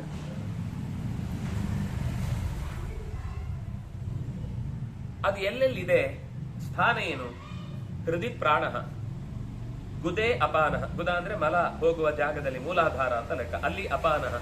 ಸಮಾನಃ ನಾಭಿ ದೇಶತಃ, ನಾಭಿಯಲ್ಲಿ ಸಮಾನ ಇರ್ತಾನೆ, ಯಾಕಂದ್ರೆ ಅದು ಮಧ್ಯ ಜಾಗ. ಇಡೀ ದೇಹವನ್ನು ನೀವು ಅಳೆದ್ರೆ ಮಧ್ಯದ ಭಾಗ, ಅಲ್ಲಿಂದ ಕೆಳಕ್ಕೆ ಮೇಲಕ್ಕೆ ಎರಡೂ ಕಡೆಗೆ ಶಕ್ತಿಯನ್ನ ಸಮಾನವಾಗಿ ಹಂಚಲಿಕ್ಕಾಗುತ್ತೆ ಅಂತ. ಉದಾನಃ ಕಂಠದೇಶಸ್ಥಃ, ಇಲ್ಲಿಂದ ಅದು ಮೇಲಕ್ಕೆ ಎಳ್ಕೊಂಡು ಹೋಗುತ್ತೆ. ವ್ಯಾನಃ ಸರ್ವ ಶರೀರಗಃ, ವ್ಯಾನ ಈ ಬೆರಳಿನ ತುದಿಯಲ್ಲೂ ಇರಬೇಕು, ಇಲ್ಲಾಂದ್ರೆ ಇದು ಬೆಂಡ್ ಮಾಡ್ಲಿಕ್ಕೆ ಆಗುದಿಲ್ಲ, ಇದು ಕಡ್ಡಿ ತರ ಇರುತ್ತೆ ಹಿಂಗೆ. ಅದು ಕೈ ಬಾಗಿಸ್ಲಿಕ್ಕೆ, ಕೊಡ್ಲಿಕ್ಕೆ, ಮುಷ್ಟಿ ಹಿಡಿಲಿಕ್ಕೆ, ಎಲ್ಲದಕ್ಕೂ ಹಿಂಸೆ ಆಗುವುದಕ್ಕೆ ಏನಾದ್ರೂ ಆರಂಭ ಆಯಿತು ಅಂದ್ರೆ ದೇಹದಲ್ಲಿರುವ ಎಲ್ಲ ಮೂಳೆಗಳ ನಡುವೆ ಒಂದು ಮೂಮೆಂಟ್ ಆಗ್ಲಿಕ್ಕೆ ಬೇಕಾದ ಒಂದು ಗಾಳಿಯ ಜಾಗ ಅವಕಾಶ ಇರುತ್ತೆ, ಎರಡಿರುತ್ತೆ. ಒಂದು ಅಲ್ಲಿ ಒಂದು ಗ್ರೀಸ್ ತರ, ನಾವು ಈ ಫ್ಯಾನ್ಗಳಿಗೆ ಇದಕ್ಕೆಲ್ಲ ಅದು ಚೆನ್ನಾಗಿ ಕಯ ಕಯ ಕಯ ಕಯ ಅಂತ ಇದೆ ಅಂದ್ರೆ ಅದಕ್ಕೆ ಒಂಚೂರು ಗ್ರೀಸ್ ಹಾಕಿದ್ರೆ ಸರಿ ಹೋಗುತ್ತೆ. ಹಾಗೆ ನಮ್ಮದಕ್ಕೆ ದೇವರು ಹೊರಗಿನಿಂದ ಯಾವ್ದು ಗ್ರೀಸ್ ಹಾಕ್ಲಿಕ್ಕೆ ಆಗಲ್ಲ, ಒಳಗಿನಿಂದಲೇ ಒಂದು ರಸ ಇಟ್ಟಿದ್ದಾನೆ. ಅದರ ಜೊತೆಗೆ ವ್ಯಾನ ಇತ್ತು ಅಂತ ಆದ್ರೆ ಅದು ವ್ಯಾನದ ಕೆಲಸದಿಂದಲೇ ಆ ಗ್ರೀಸ್ ಹುಟ್ಟುದು. ಅಂದ್ರೆ ಆ ರೀತಿ ದೇಹಕ್ಕೆ ಬೇಕಾದ ಬಾಗುವ ಶಕ್ತಿಯನ್ನು ತುಂಬಿಸುವವನಾಗಿ ಸರ್ವ ಶರೀರಗಃ. ಹೀಗೆ ಪ್ರಾಣಾಪಾನ ವ್ಯಾನೋದಾನ ಸಮಾನನೆಂಬಂತಹ 5 ಅಗ್ನಿಗಳಿಂದ ಈ ಜಗತ್ತು, ಈ ದೇಹ ಶರೀರ ಅನ್ನೋದು ನಡೀತಾ ಇದೆ. ಇತಿ ಅಧ್ಯಾತ್ಮ ವಿದುಷೋ ಜನಾಹ ಪ್ರಾಹುಹು, ಅಧ್ಯಾತ್ಮವನ್ನು ತಿಳಿದವರು ಇದರ ಬಗ್ಗೆ ತುಂಬಾ ಜಾಗ್ರತೆಯಿಂದ ಉಪಾಸನೆ ಮಾಡ್ತಾರೆ. ಅದನ್ನ ಕೇವಲ ಅದು ಇದೆ ಅಂತ ಹೇಳಿ ಸುಮ್ಮನೆ ಬಿಟ್ಬಿಡುದಲ್ಲ, ಅದರ ಪ್ರತಿಯೊಂದು ಸ್ಥಾನಮಾನಗಳನ್ನು ಗುರುತಿಸಿ ಅದಕ್ಕೆ ಗೌರವವನ್ನು ಅರ್ಪಿಸ್ತಾನೆ. ಇನ್ನು ಧಾತುಷ್ವಗ್ನಿಷು ವಿತತಃ ಸತು ವಾಯು ಸಮೀರಿತ ರಸಾನ್ ಧಾತುಂಶ್ಚ ದೋಷಾಂಶ್ಚ ವರ್ತಯನ್ ಪರಿಧಾವತಿ. ರಸಗಳನ್ನ ಅಂದ್ರೆ ಷಡ್ರಸಗಳು, ಇನ್ನು ಉಳಿದಂತೆ ದೇಹದ ಧಾತುಗಳು, ಮೂಳೆ, ಮಾಂಸ, ರಕ್ತ, ಸ್ನಾಯು, ಮೇಧ, ಮಜ್ಜ, ಮಧ್ಯದ ಮೇಧಸ್ಸು, ಇದೆಲ್ಲವೂ ಸೇರಿ ಚರ್ಮ, ಇದಿಷ್ಟು ಸೇರಿ ಸಪ್ತಧಾತುಗಳು. ಈ ಸಪ್ತಧಾತುಗಳನ್ನ ಆಮೇಲೆ ದೋಷಾಂತ್, ವಾತ, ಪಿತ್ತ, ಕಫ. ಕಫ ಅಂತ ಅನ್ನೋದು ದೇಹದ ನಮ್ಗೊಂದೇ ಗೊತ್ತಿರುದು, ಉಗಿಲಿಕ್ಕೆ ಬಂದ್ರೆ ಅದೊಂದು ಕಫ ಅಂತ. ಅದು ಮಾತ್ರ ಅಲ್ಲ, ದೇಹದ ಕಣ್ಣಿನಲ್ಲಿ ನೀರು ಬರ್ಲಿಕ್ಕೆ ಕಾರಣವಾಗುವ ಹಾಗೆ, ಮೂಗು ಒದ್ದೆ ಆಗುವುದು, ಕಿವಿಯಲ್ಲಿ ಜಿಗುಟು ತರ ಇರುವಂಥದ್ದು, ಮೈ ಬೆವರಿ ಅಂಟಾಗುವುದು, ಇದು ಎಲ್ಲ ರೀತಿಯಿಂದಲೂ ಒಂದು ಕಫದ ಪ್ರಭಾವವೇ ಇರುತ್ತೆ. ಪಿತ್ತ ಅಂತ ಅಂದಾಗ ಅದು ಬಿಸಿ ಹುಟ್ಟಿಸ್ಲಿಕ್ಕೆ ಕಾರಣವಾದಂತಹ ಶಕ್ತಿ. ಅದು ಜಾಸ್ತಿ ಆದ್ರೆ ಅದು ತಲೆ ತಿರುಗುತ್ತೆ. ದೇಹದಲ್ಲಿ ಉಷ್ಣತೆಗೆ ಕಾರಣವಾದ ಸಂಗತಿ ಅದು ಪಿತ್ತ ಅನ್ನೋದು. ಅದು ಬೇಕು, ಅದು ಜಾಸ್ತಿ ಆದ್ರೂ ಕಷ್ಟ, ಕಮ್ಮಿ ಆದ್ರೂ, ಅದಕ್ಕೆ ಅದು ವಿಶಿಷ್ಟ. ಅದು ಬೇಕು, ಆದ್ರೆ ಜಾಸ್ತಿ ಬೇಡ, ಕಮ್ಮಿನೂ ಆಗ್ಬಾರ್ದು. ಅದ್ರಲ್ಲಿ ಒಂದು ಚೂರು ಆದ್ರೆ ಇದು ಸೃಷ್ಟಿಯ ಪ್ರಕ್ರಿಯೆಯು ಹೀಗೇನೆ. ಸೃಷ್ಟಿಯಲ್ಲಿ ಅದು ಸುಮ್ಮನೆ ಇದೆ ಅಂತಂದ್ರೆ ಪ್ರಳಯ ಅಂತ ಅರ್ಥ, ನಾಶ ಆಯ್ತು ಅಂತ ಲೆಕ್ಕ. ಅದು ತೀರ ಜಾಸ್ತಿ ಆಯ್ತು ಅಂತಂದ್ರೂ ಪ್ರಳಯಕ್ಕೇನೆ ಕಾರಣ ಆಗುತ್ತೆ. ಅದು ಬಿಟ್ಟು ಒಂದು ರೇಷಿಯೋ ಇದೆ, ಆ ರೇಷಿಯೋದಲ್ಲಿ ಇದೆ ಅಂತಂದ್ರೆ ಸೃಷ್ಟಿ. ಹಾಗೇನೆ ನಮ್ಮ ಶರೀರದಲ್ಲೂ ಅದಕ್ಕೊಂದು ರೇಷಿಯೋ ಇದೆ, ವಾತ ಪಿತ್ತ ಕಫಕ್ಕೆ ಒಂದೊಂದು ರೇಷಿಯೋ ಇದೆ. ಅದರಲ್ಲಿ ಹೆಚ್ಚಾದ್ರೂ ಕಮ್ಮಿ ಆದ್ರೂ ಶರೀರ ಯಥಾತದ್ದು ಆಗುತ್ತೆ. ವಾತವು ಕೂಡ ಹಾಗೇನೆ. ವಾತ ಅಂದ್ರೆ ನಮ್ಗೆ ಕೇವಲ ಒಂದು ಹೊಟ್ಟೆ ಉಬ್ಬರಿಸಿದ್ದು ಮಾತ್ರ ವಾತ ಅನ್ಕೊಳ್ತೇವೆ, ಅದು ಮಾತ್ರ ಅಲ್ಲ, ದೇಹದಲ್ಲಿ ಈಗ ವ್ಯಾನದ ಸಮಸ್ಯೆ ಇದ್ದ ಹಾಗೆ ಅದು ವಾತದ ದೋಷವೇ. ಅದೇ ರೀತಿ ಬೇರೆ ಬೇರೆ ಉಸಿರು ಕಟ್ಟುವುದಾಗಿರ್ಬಹುದು, ಕಣ್ಣಲ್ಲಿ ನೀರು ಬಾರದೆ ಇರುವುದಾಗಿರಬಹುದು, ಕಿವಿ ಬಂದಾಗುದು ಅಂತ ಇರಬಹುದು, ಅಥವಾ ಕಚ್ಚಲಿಕ್ಕೆ ಹಲ್ಲನ್ನು ಅಲ್ಲಾಡಿಸ್ಲಿಕ್ಕೆ ಆಗುದಿಲ್ಲ ಕೆಲವೊಂದು ಅನ್ಲಿಕ್ಕೆ. ಇದು ಜಾ ನಮ್ಗೆ ಗೊತ್ತಾಗಲ್ಲ, ಆರಾಮಾಗಿ ಅಂತ ಮಾತಾಡ್ತೇವೆ ನಾವು. ಅಂದ್ರೆ ಒಂದೊಂದ್ ಸರ್ತಿ ಇಡೀ ಹಿಡಿದಾಗ ಆಗ್ಬಿಡುತ್ತೆ. ಎಷ್ಟೋ ಕೆಲವರನ್ನ ಅತ್ಯಂತ ಹತ್ತಿರದಲ್ಲಿ ಮಾತೇ ಹೊರಡಲ್ಲ, ಅವರಿಗೆ ಬರ್ತಾ ಇದ್ದ ಮಾತು ಇದ್ದಕ್ಕಿದ್ದ ಸ್ಟ್ರಕ್ ಆಗ್ಬಿಡುತ್ತೆ, ಒಳಗಿನಿಂದ ಧ್ವನಿಯೇ ಹೊರಡಲ್ಲ. ಅಂದ್ರೆ ಆ ನಾಭಿಯಿಂದ ಗಾಳಿ ಹೊರಟು ಇಲ್ಲಿಗೆ ಬಂದು ಹೊಡಿಬೇಕಲ್ಲ, ಅಲ್ಲೆಲ್ಲೋ ಒಂದ್ ಕಡೆ ಬ್ಲಾಕ್ ಆಗಿಬಿಟ್ರೆ ಮಾತೇ ಹೊರಡಲ್ಲ. ನಾವು ಅನ್ಕೊಳ್ತೇವೆ ನಾನ್ ಮಾತಾಡ್ತೇನೆ, ನಾನು ಏನ್ ಬೇಕಾದ್ರೂ ಮಾತಾಡ್ತೇನೆ. ಯಾರು ಒಳಗಿನ ಮಾತಾಡಿಸೋನು ನಮ್ಗೆ ಗೊತ್ತಿಲ್ಲ. ಆದ್ರೆ ಇದೆಲ್ಲವೂ ಕೂಡ ಒಳಗಿನಿಂದ ಈ ಪ್ರಾಣಾಪಾನ ವ್ಯಾನೋದಾನ ಸಮಾನರ ಕಾರ್ಯಭಾರವಾಗಿ ವರ್ತಯನ್ನು ಪರಿಧಾವತಿ, ಸುತ್ತುತ್ತಾನೆ ಇರುತ್ತೆ. 5 ಪ್ರಾಣಗಳು ಎಲ್ಲ ಕಡೆಗೆ ಸುತ್ತುತ್ತಾನೆ ಇರುತ್ತೆ. ಅಪಾನೋದಾನಯೋರ್ ಮಧ್ಯೆ ಪ್ರಾಣವ್ಯಾನೋ ಸಮಾಹಿತೌ ಸಮನ್ವಿತಸ್ತ್ವಧಿಷ್ಠಾನಂ ಸಮ್ಯಕ್ ಪಚತಿ ಪಾವಕ.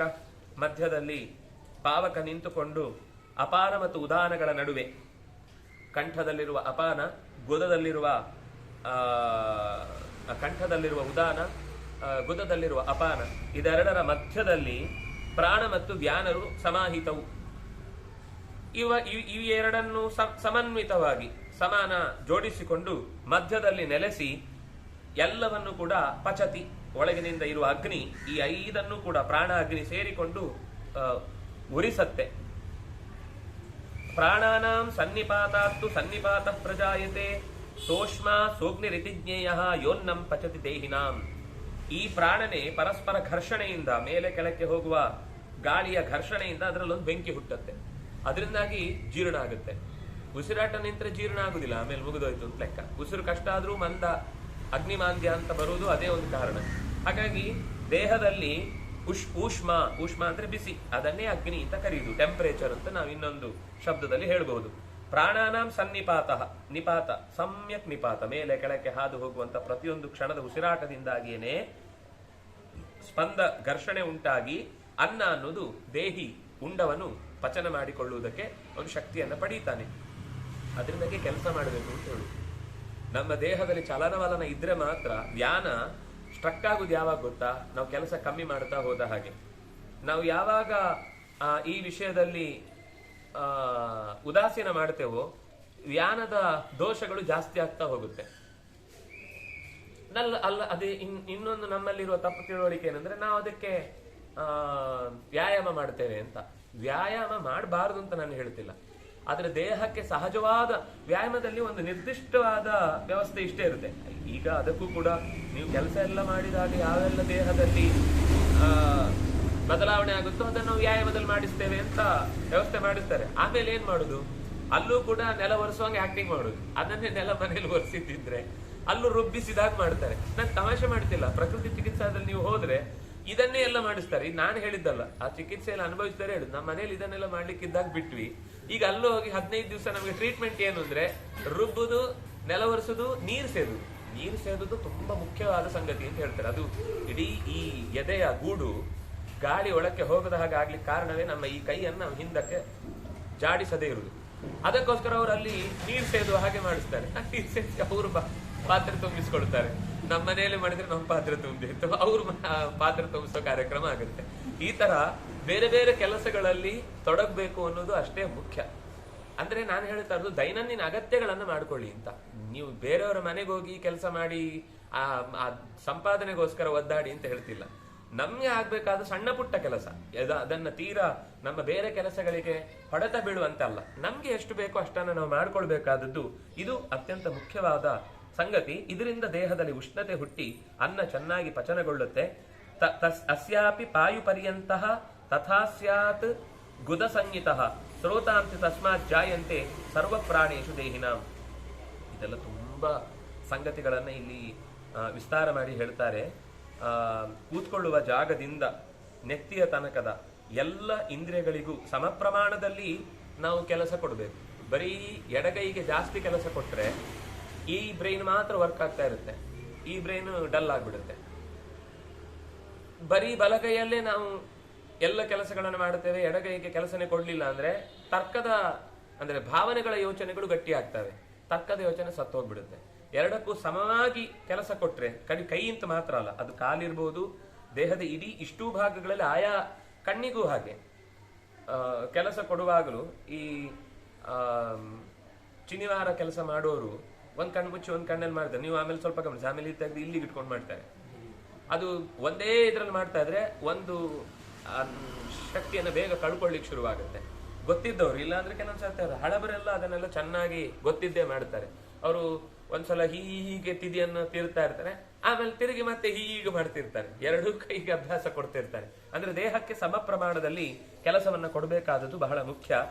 ಇದು ದೇಹದ ಶಕ್ತಿಯನ್ನ ಮೇಲಕ್ಕೆ ಏರುವಂತೆ ಮಾಡಿ ಅಗ್ನಿವೇಗ ವಹ ಪ್ರಾಣ ಗುದಾಂತೆ ಪ್ರತಿಹನ್ಯತೆ. ಹೀಗೆ ದೇಹದ ಅಗ್ನಿ ಕೂತ್ಕೊಳ್ಳುವ ಜಾಗದಿಂದ ಮೂಲಾಧಾರದಿಂದ ಮೇಲಕ್ಕೆ ಎದ್ದೇಳುವಂತೆ ಮಾಡಿ ಉಳಿದ ಎಲ್ಲ ಭಾಗಗಳಿಗೂ ಶಕ್ತಿಯನ್ನ ಪ್ರಸಾರ ಮಾಡುವಂತೆ ಮಾಡುತ್ತೆ. ಸ ಊರ್ಧ್ವಮಾಗಮ್ಯ ಪುನಃ ಸಮುತ್ಕ್ಷಿಪತಿ ಪಾವಕಂ. ಇದರಿಂದಾಗಿ ಜೀರ್ಣಶಕ್ತಿ ಜಾಸ್ತಿ ಆಗುವುದು ಅಥವಾ ನಮ್ಮ ಕೆಲಸದಲ್ಲಿ ಚಟುವಟಿಕೆಯಲ್ಲಿ ಉತ್ತೇಜನ ಹೆಚ್ಚುವುದು ಇದೆಲ್ಲ ಕಾರಣವಾಗುತ್ತೆ. ಇದರ ನಂತರ ಪಕ್ವಾಶಯಸ್ತ್ವಧೋನಾಭ್ಯಾ ಊರ್ಧ್ವಂ ಆಮಾಶಯ ಸ್ಥಿತಃ ನಾಭಿ ಮಧ್ಯೆ ಶರೀರಸ್ಯ ಪ್ರಾಣಾಃ ಸರ್ವೇ ಪ್ರತಿಷ್ಠಿತಾಃ. ನಮಗಿದು ಏನು ಅಂತಾನೆ ಅರ್ಥ ಆಗಲ್ಲ. ಪಕ್ವಾಶಯ ಆಮಾಶಯ ಅಂದ್ರೆ ಏನು ಅಂತ ಸ್ವಲ್ಪ ಆಯುರ್ವೇದಕ್ಕೆ ಮತ್ತೆ ನುಗ್ಗಬೇಕು.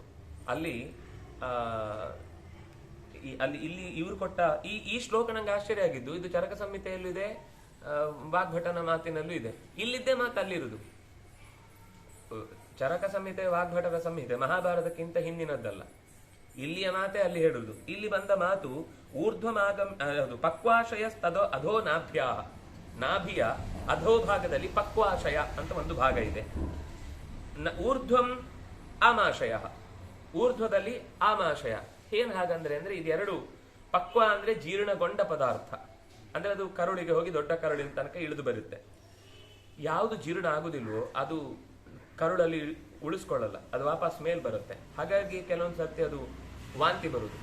ಆಮೇಲೆ ಅದು ವಾಂತಿಗೂ ಅವಕಾಶ ಆಗ್ಲಿಲ್ಲ ಅಂದ್ರೆ ಜೀರ್ಣವಾಗದೆ ಲೂಸ್ ಮೋಷನ್ ಶುರುವಾಗುತ್ತೆ, ಎಲ್ಲಿಯೂ ನಿಲ್ಲಲ್ಲ. ಅಂದ್ರೆ ಈ ಕರುಳಲ್ಲಿ ವಿಲ್ಲೈಗಳು ಅಂತ ಅದರಲ್ಲಿರುವ ಒಳ್ಳೆ ಅಂಶಗಳನ್ನ ಮೇಲಕ್ಕೆ ಎಳ್ಕೊಳ್ತಾ ಇರುತ್ತೆ, ಅದೆಲ್ಲ ಸ್ಥಗಿತ ಆಗ್ಬಿಡುತ್ತೆ. ಯಾವುದನ್ನು ತಗೊಳ್ಳೋ, ಅದು ಏನ್ ಬಂತೋ ಹಾಗೆ ಸೀದಾ ಜೀರ್ಣದ ಸ್ಪರ್ಶವೇ ಇಲ್ಲದೆ ಹೊರಟು ಹೋಗುತ್ತೆ. ಇದು ಆಮಾಶಯ. ಆಮಾಶಯ ಅಂದ್ರೆ ಅಂದ್ರೆ ಅಪಕ್ವವಾದ ಅನ್ನ ಅಂತ, ಜೀರ್ಣವಾಗದ ಅನ್ನ.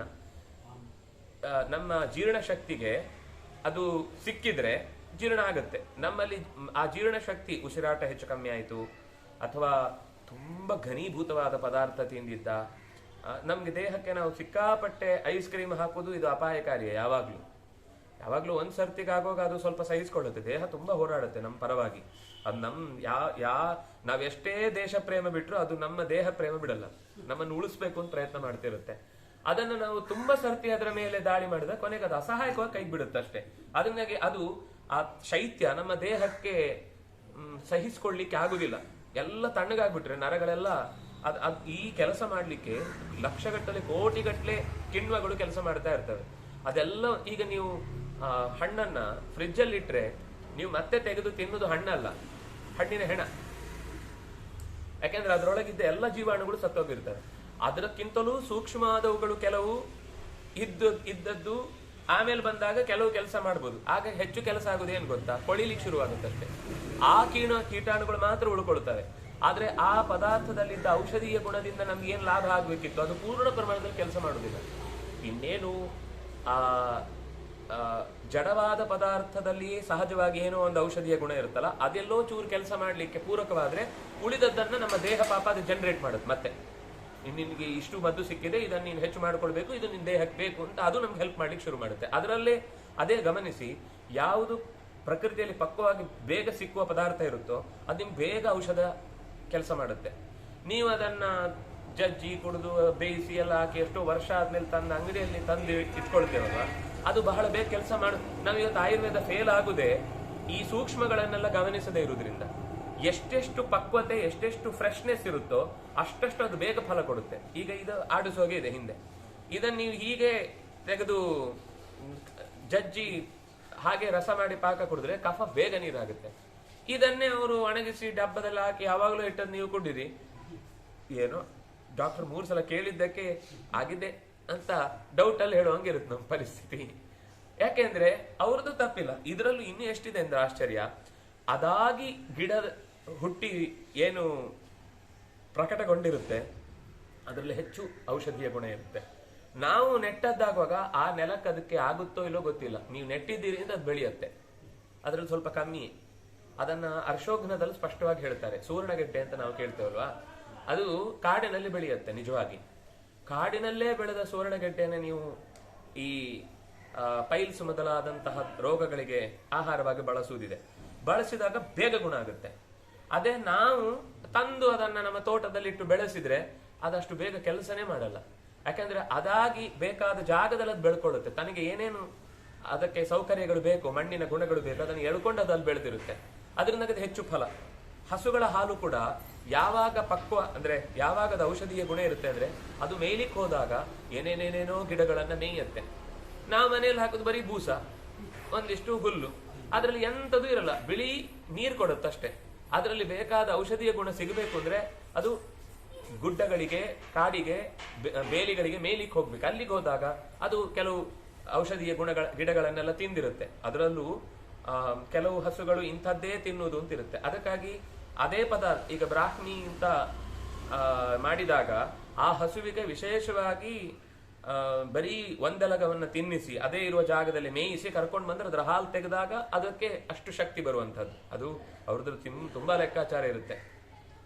ಇಷ್ಟು ದಿನ ಅದನ್ನು ಈ ಕಡೆಯಲ್ಲಿ ಮೇಯಿಸಿ ಇದೇ ನಕ್ಷತ್ರದಲ್ಲಿ ಹಾಲು ತೆಗೆದು ಇಷ್ಟೇ ಪ್ರಮಾಣದಲ್ಲಿ ಇದೇ ಗಳಿಗೆಗೆ ಕಾಯಿಸಿ ಅದರಲ್ಲಿ ಸಂದ್ರೋದಯ ಆಗುವ ಹೊತ್ತಿಗೆ ಅದು ಏನೋ ಒಂದಿಷ್ಟು ಲೆಕ್ಕಾಚಾರ ಇದೆ. ಆ ಹೊತ್ತಿಗೆ ಅದನ್ನ ಕೆನೆ ತೆಗೆದು ಮತ್ತೆ ಅದನ್ನ ಹೆಪ್ಪ ಹಾಕುವ ಸಮಯವೂ ನೋಡ್ಕೊಳ್ಬೇಕು, ಮತ್ತೆ ಅದನ್ನ ಮಥನ ಮಾಡುದು, ಕಾಯಿಸುವಾಗಲೂ ಅದು ಇಂಥ ಹೊತ್ತಿಗೆ ಕಾಯಿಸಬೇಕು ಅಂತ ಇಷ್ಟ ಆದ ಮೇಲೆ ಅದನ್ನ ರೋಗಿಗೆ ಇಂಥ ಮುಹೂರ್ತದಲ್ಲಿ ಕೊಟ್ರೆ ಅದು ಗುಣ ಆಗುತ್ತೆ ಅಂತ. ಇದೆಲ್ಲ ರೋಗಿ ಇರ್ತಾನೋ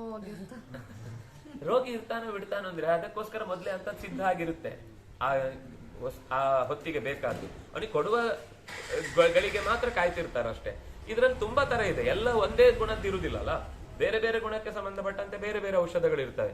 ಅಂದ್ರೆ ಅವ್ರಿಗೆ ಅಷ್ಟು ಎಚ್ಚರ ಇತ್ತು. ನಮ್ಗೆ ಇವತ್ತು ಜ್ಞಾನ ಇಲ್ಲಿರೋದ್ರಿಂದ ಅಯ್ಯೋ ಆಯುರ್ವೇದ ಅಂದ್ರೆ ನಿಧಾನ, ಆಯುರ್ವೇದ ಅಂದ್ರೆ ಏನು ಉಪಯೋಗ ಇಲ್ಲ.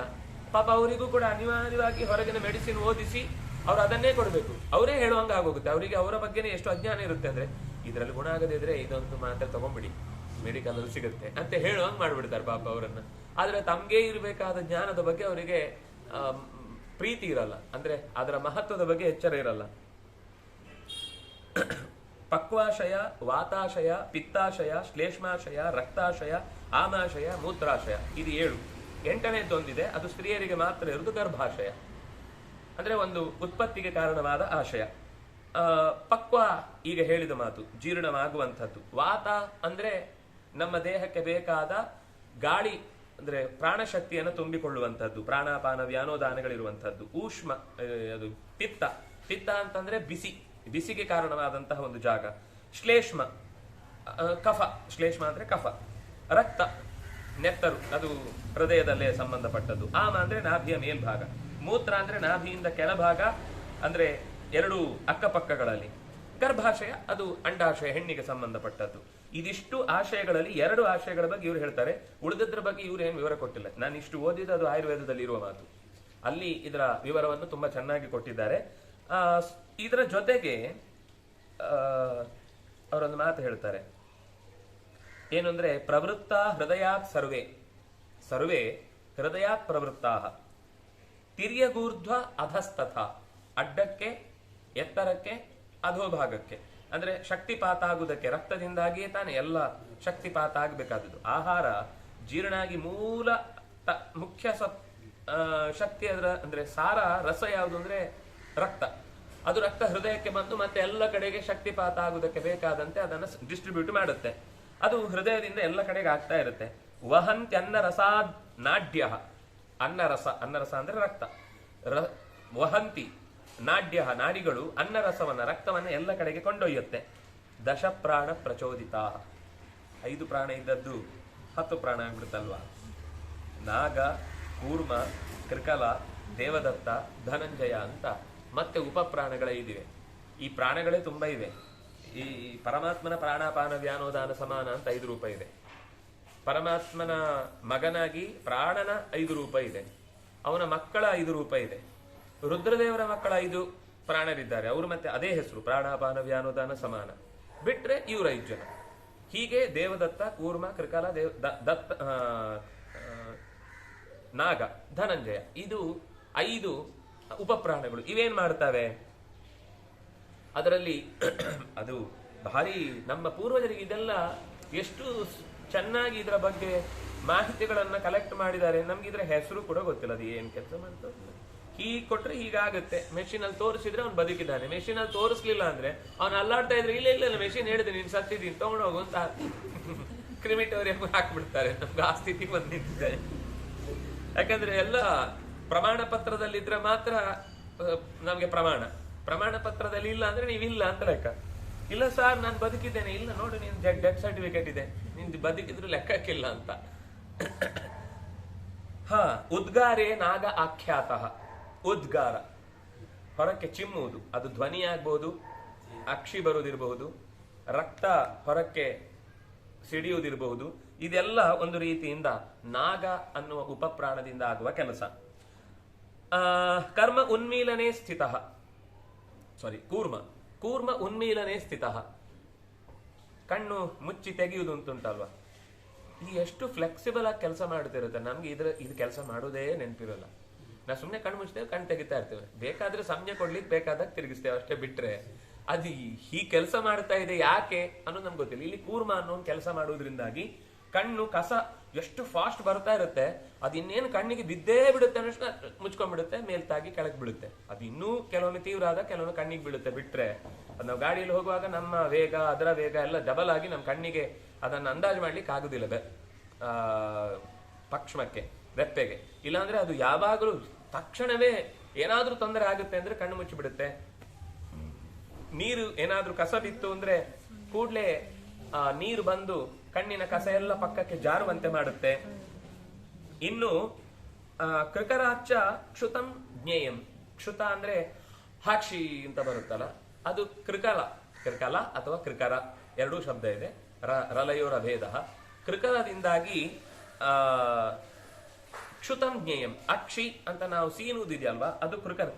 ಅದು ಇಡೀ ದೇಹದಿಂದ ಹೊರಕ್ಕೆ ಒಂದು ಸರ್ತಿ ಎಲ್ಲ ತಲೆಯ ಮೇಲಿನ ಇಂದ್ರಿಯಗಳ ನಡುವೆ ಇರುವ ಗ್ಯಾಪ್ ಅನ್ನ ಏನೋ ತಡೆದಿರುತ್ತೆ, ಅಡ್ಡಡ್ಡ ಇರುತ್ತೆ. ಅದೊಂದ್ ಸರ್ತಿ ಅಕ್ಷಿ ಮಾಡಿದಾಗ ಎಲ್ಲ ಕಣ್ಣು ತಲೆ ಎಲ್ಲ ಒಂಥರ ಫ್ರೆಶ್ ಆದಾಗ ಅನ್ಸುತ್ತೆ. ನಾವದ ಹೌದು ಬೇರೆಯವರಿಗೆ ತೊಂದರೆ ಆಗ್ಬಾರ್ದು ಅಂತ ನಾವು ಅಡ್ಡ ಮಾಡಬೇಕು. ಆದ್ರೆ ಅಡ್ಡ ಮಾಡುವ ನೆಪದಲ್ಲಿ ಆ ಸೀನನ್ನೇ ತಡೆದು ಕಿಸಿಕ್ ಅಂತ ಏನೋ ಒಂದು ಯಾವುದು ಈ ಬೆಕ್ಕು ಕೆಲವೊಮ್ಮೆ ಸೀನುತ್ತೆ, ಅಷ್ಟೇ ಶಬ್ದ ಬರುವಂಗೆ ಸೀನು ಹಾಗಾಗುತ್ತೆ. ಅದು ವಸ್ತುತಃ ನಾವು ತಪ್ಪು ಮಾಡ್ತಾ ಇರೋದು. ದೂರ ಹೋಗೋಣ ಅಥವಾ ಯಾರಿಗೂ ಆಗದ ಹಾಗೆ ತಡೆ ಮಾಡೋಣ, ಆದ್ರೆ ಒಳಗಿನಿಂದ ಅದನ್ನು ತಡೆದು ಅದೊಂದು ವೇಗ ಅಂದ್ರೆ ಒಳಗಿನ ಒತ್ತಡ. ಆ ಒಳಗಿನ ಒತ್ತಡದ ಉದ್ದೇಶವೇ ನಮ್ಮ ಎಲ್ಲ ಇಂದ್ರಿಯಗಳಿಗೂ ಒಮ್ಮೆ ಫ್ರೆಶ್ ಆಗಬೇಕು ಅಂತ. ಅದು ಸುಮ್ಮನೆ ಬರುದಿಲ್ಲ, ಅದು ದೇಹದ ಆರೋಗ್ಯಕ್ಕೋಸ್ಕರನೇ ಬರುದು. ಮತ್ತದು ಸೈನ್. ಅದು ಅಕಸ್ಮಾತ್ ಸೀನೇ ಇಲ್ಲ ಅಂತ ಆಗಿದ್ರೆ ನಮ್ಗೆ ಶೀತ ಅಂತಾನೆ ಗೊತ್ತಾಗದೆ ರಾತ್ರಿ ಮಲಗುವಾಗ ಮೂಗು ಕಟ್ಟಿ ಅಲ್ಲೇ ಹೋಗ್ಬಿಡ್ತಿದ್ವಿ. ಅದು ಬಂದದ್ರಿಂದ ನಮಗೆ ಏನೋ ಹೆಚ್ಚು ಕಮ್ಮಿ ಆಗಿದೆ ಅಂತ ಗೊತ್ತಾಗಿ ನಾವು ಅದಕ್ಕೆ ಮದ್ದು ಮಾಡ್ತೀವಿ. ಈಗ ಹಸಿವಾಗಿದೆ ಅಂತ ಗೊತ್ತಾಗದೇ ಇದ್ರೆ ಸತ್ತೋಗ್ತಿದ್ದ ಮನುಷ್ಯ. ಹಸಿವಾಗ್ತಾ ಇದೆ ಅಂತ ಅವನಿಗೊಂದು ಪ್ರಜ್ಞೆಗೆ ಬಂದದ್ರಿಂದ ಅವನು ಈ ಕೆಲವರಿಗೆ ಏನು ಅಂದ್ರೆ ತೃಪ್ತಿ ಆಯ್ತು ಅಂತ ಗೊತ್ತಾಗುದಿಲ್ಲ, ಮತ್ತು ಹಸಿವೆ ಹಸಿವೆ ಹಸಿವೆ ಅಂತ ಇರ್ತಾರೆ. ತಿಂದ ಮೇಲೆ ಒಂದು ತೃಪ್ತಿಯ ಜ್ಞಾನ ಇದೆ, ಆಯ್ತು ಸಾಕಾಯ್ತು ಹೊಟ್ಟೆ ತುಂಬ ತಿನ್ನಾಗಲ್ಲ. ಕೆಲವರಿಗೆ ಹಾಗೆ ಅನ್ಸುದಿಲ್ಲ. ಈ ನೀರು ಈ ಭೂತಾವೇಶ ಆದಾಗ ಅವ್ರು ಕೊಡಗಟ್ಲೆ ನೀರು ಕುಡಿತಾ ಇರ್ತಾರೆ.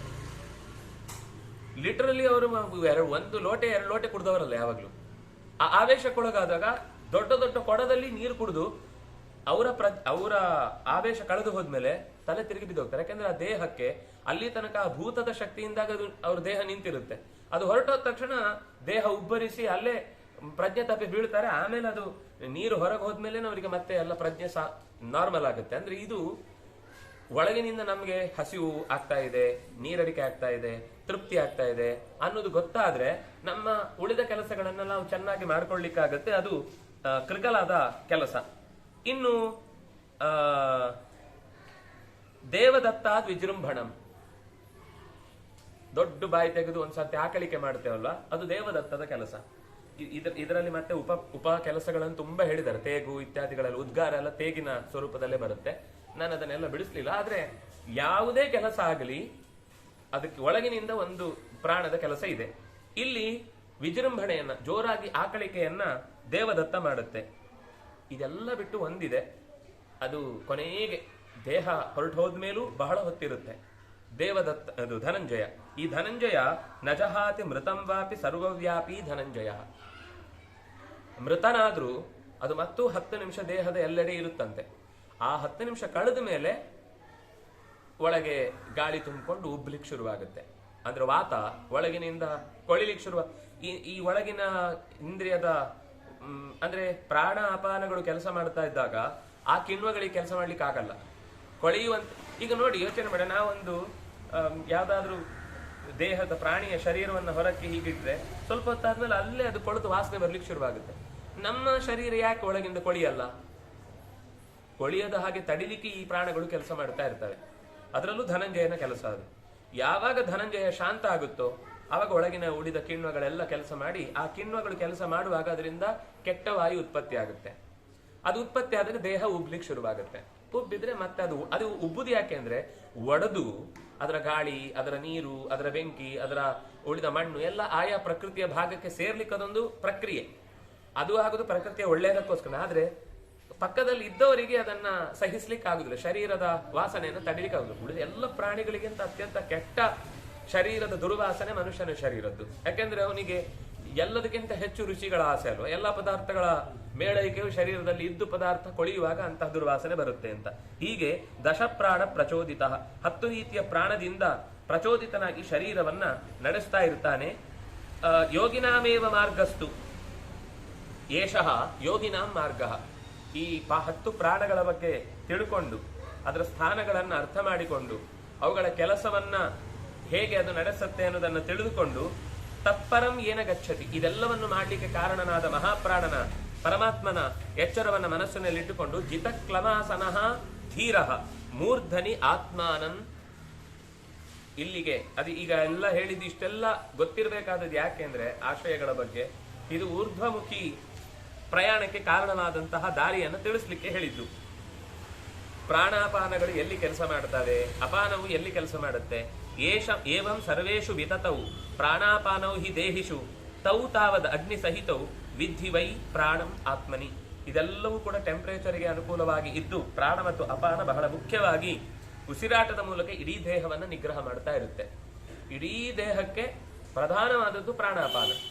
ಇದರ ಸರಿಯಾದ ಆಯಾಮ ಮಾಡಿದ್ರೆ, ನಾವು ಪ್ರಾಣಾಯಾಮ ಅಂತಂದ್ರೆ ಪ್ರಾಣಾಯಾಮ ಮಾತ್ರ ಅನ್ಕೊಂಡಿದ್ದೇವೆ.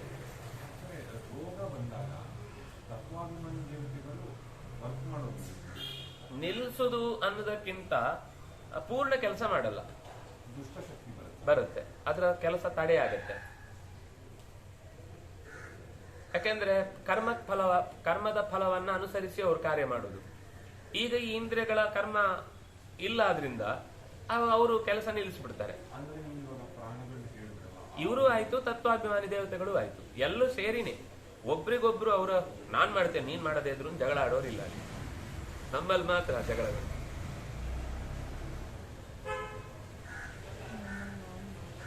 ಅಗ್ನಿ ಸಹಿತರಾಗಿ ಈ ಇಬ್ರು ಕೂಡ ದೇಹದಲ್ಲಿ ಜೀವ ಉಳಿಯುವಂತೆ ಮಾಡ್ತಾರೆ. ಏಕಾದಶ ವಿಕಾರಾತ್ಮ ಕಲಾ ಸಂಭಾರ ಸಂಭೃತ ಮೂರ್ತಿಮಂತಂ ಹಿತಂ ವಿದ್ಧಿ ನಿತ್ಯಂ ಕರ್ಮ ಜಿದಾತ್ಮಕಂ. ಹೀಗೆ 11 ಇಂದ್ರಿಯಗಳಿಗೆ ಸಂಬಂಧಪಟ್ಟಂತೆ, ಕರ್ಮೇಂದ್ರಿಯಗಳು, ಜ್ಞಾನೇಂದ್ರಿಯಗಳು ಮತ್ತು ಮನಸ್ಸು, ಇದಿಷ್ಟಕ್ಕೆ ಸಂಬಂಧಪಟ್ಟಂತೆ ದೇಹದಲ್ಲಿ ಏನು ವಿಕಾರ ಆಗ್ತಾ ಇರುತ್ತೆ, ಜೊತೆಗೆ ಈ ಎಲ್ಲ ಪ್ರಾಣಗಳನ್ನು ಸೇರಿಸಿಕೊಂಡು ಕಾರ್ಯ ನಡೀತಾ ಇರುತ್ತೆ. ಅವನು ಸ್ವತಃ ಈ ಶರೀರದಲ್ಲಿ ಇದ್ದು, ಪರಮಾತ್ಮ ಈ ಶರೀರದಲ್ಲಿ ಇದ್ದು ಜೀವನನ್ನ ನಡೆಸ್ತಾ ಇರ್ತಾನೆ. ಅವನವನ ಕರ್ಮಕ್ಕೆ ಅನುಗುಣವಾಗಿ ಅವನು ಕರ್ಮವನ್ನು ಗೆದ್ದಿದ್ದಾನೆ. ಗೆದ್ದು ನಮ್ಮ ಕರ್ಮವನ್ನ ನಮಗೆ ಉಣಿಸುವಂತೆ ಮಾಡಿ ಗೆಲ್ಲಿಸುವ ಕೆಲಸವನ್ನು ಮಾಡುತ್ತಿರ್ತಾನೆ. ತಸ್ಮಿನ್ಯ ಸಂಸ್ಥಿತೋ ಹ್ಯಗ್ನಿ ನಿತ್ಯಂ ಸ್ಥಾಲ್ಯಾಂ ಇವಾಹಿತ ಆತ್ಮಾನಂ ತಂ ವಿಜಾನೀಹಿ ನಿತ್ಯಂ ತ್ಯಾಗಜಿತಾತ್ಮಕಂ. ಅವನನ್ನ ಆತ್ಮಾನಂ ತಂ ವಿಜಾನೀಹಿ, ಪರಮಾತ್ಮ ಇದೆಲ್ಲವನ್ನು ನಮಗೆ ಪರಿಚಯ ಮಾಡಿ ಕೊಟ್ಟದ್ದು ಯಾಕಿದ್ದು, ಇಷ್ಟು ವ್ಯವಸ್ಥಿತವಾಗಿ ನಡೆಸೋನೊಬ್ಬ ಇದ್ದಾನೆ ಅಂತ ಹೇಳಿಕ್ಕೋಸ್ಕರ ಇದನ್ನೆಲ್ಲ ಹೇಳಿದ್ದು. ಇದು ತನ್ನಿಂದ ತಾನೇ ಆಗ್ತಾ ಇಲ್ಲ. ಈ ಪ್ರಾಣಾಪಾನ ವ್ಯಾನೋದಾನಗಳು ಕೆಲಸ ಮಾಡ್ತವೆ, ನಾಗ ಕೂರ್ಮ ಕೃಕಲ ದೇವದತ್ತ ಇವೆಲ್ಲ ನಿರ್ವಹಣೆ ಮಾಡ್ತಾ ಇದ್ದೇವೆ. ಇವುಗಳೇ ಸ್ವತಃ ತಾವೇ ಏನು ಮಾಡ್ಲಿಕ್ಕೆ ಆಗುವಂತದ್ದಲ್ಲ. ಇದರಲ್ಲಿ ಈ ಕೆಲಸ ಆಗುವಾಗ ಇನ್ನೊಂದರದ್ದು ಸ್ಟಾಪ್ ಆಗಬೇಕು, ಇನ್ನೊಂದು ಅದಕ್ಕೆ ಒಂದೋ ಪೂರಕವಾಗಬೇಕು. ಇದೆಲ್ಲ ಒಂದು ಶರೀರದ ಕೆಲಸ ಇಲ್ಲ ಇದು, ಅಥವಾ ಒಂದು ದಿನದ ಕೆಲಸ ಅಲ್ಲ, ಅಥವಾ ಒಂದು ಆಯುಷ್ಯದ ಕೆಲಸ ಅಲ್ಲ. ಅನಂತ ಕಾಲದಿಂದ ಅನಂತ ಜೀವರಿಗೆ ಅನಂತ ಕರ್ಮಗಳನ್ನು ಅನುಸರಿಸಿ ನಿರಂತರ ನಡೆಸಬೇಕಾದ ಕೆಲಸ. ಅಯ್ಯೋ ಬೋರು ಹೇಳಲಿಕ್ಕೆ ಇಲ್ಲ. ದೇವರು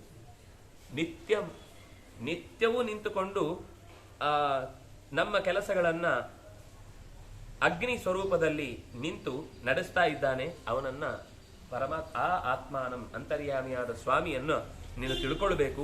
ತಿಳ್ಕೊಳ್ಳೋದಕ್ಕೋಸ್ಕರ ಈ ಶರೀರವನ್ನು ಅರ್ಥ ಮಾಡ್ಕೊಳ್ಬೇಕು. ದೇವೋಯ ಸಂಸ್ಥಿತ ತಸ್ಮಿನ್ ಅಬ್ಬಿಂದುರಿವ ಪುಷ್ಕರೇ.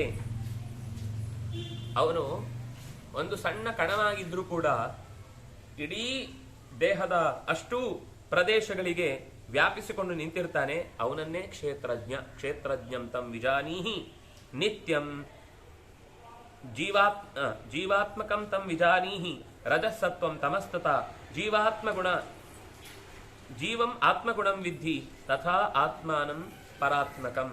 ಜೀವ ಅವನು ನಡೆಸುವಂತಹ ಈ ಕಾರ್ಯಗಳಿಗೆ ಅನುಭವ ವೇದ್ಯನ ಅಂದ್ರೆ ಅನುಭವಕ್ಕೆ ತನ್ನನ್ನು ತಾನು ತಂದುಕೊಳ್ಳುವುದಕ್ಕೆ ಜೊತೆಯಾಗಿ ಇದ್ದು ಕೆಲಸ ಮಾಡ್ತಾನೆ. ಸತ್ವ ರಜಸ್ಸು ತಮಸ್ಸು ಅನ್ನುವ ಗುಣಗಳ ಜೊತೆಗಿದ್ದು ಜೀವ ಈ ಎಲ್ಲ ಪ್ರಾಣಗಳನ್ನ ಕೂಡಿಸಿಕೊಂಡು ಅವನ ಅನುಜ್ಞೆಯಂತೆ ಅಥವಾ ಅವನ ಪ್ರೇರಣೆಯಂತೆ ಕರ್ತವ್ಯವನ್ನು ನಿರ್ವಹಿಸ್ತಾ ಇದ್ದಾನೆ. ತಥಾತ್ಮಾನಂ ಪರಾತ್ಮಕಂ, ಅದು ಪರಾತ್ಮಕ, ಇದು ಜೀವಾತ್ಮಕ.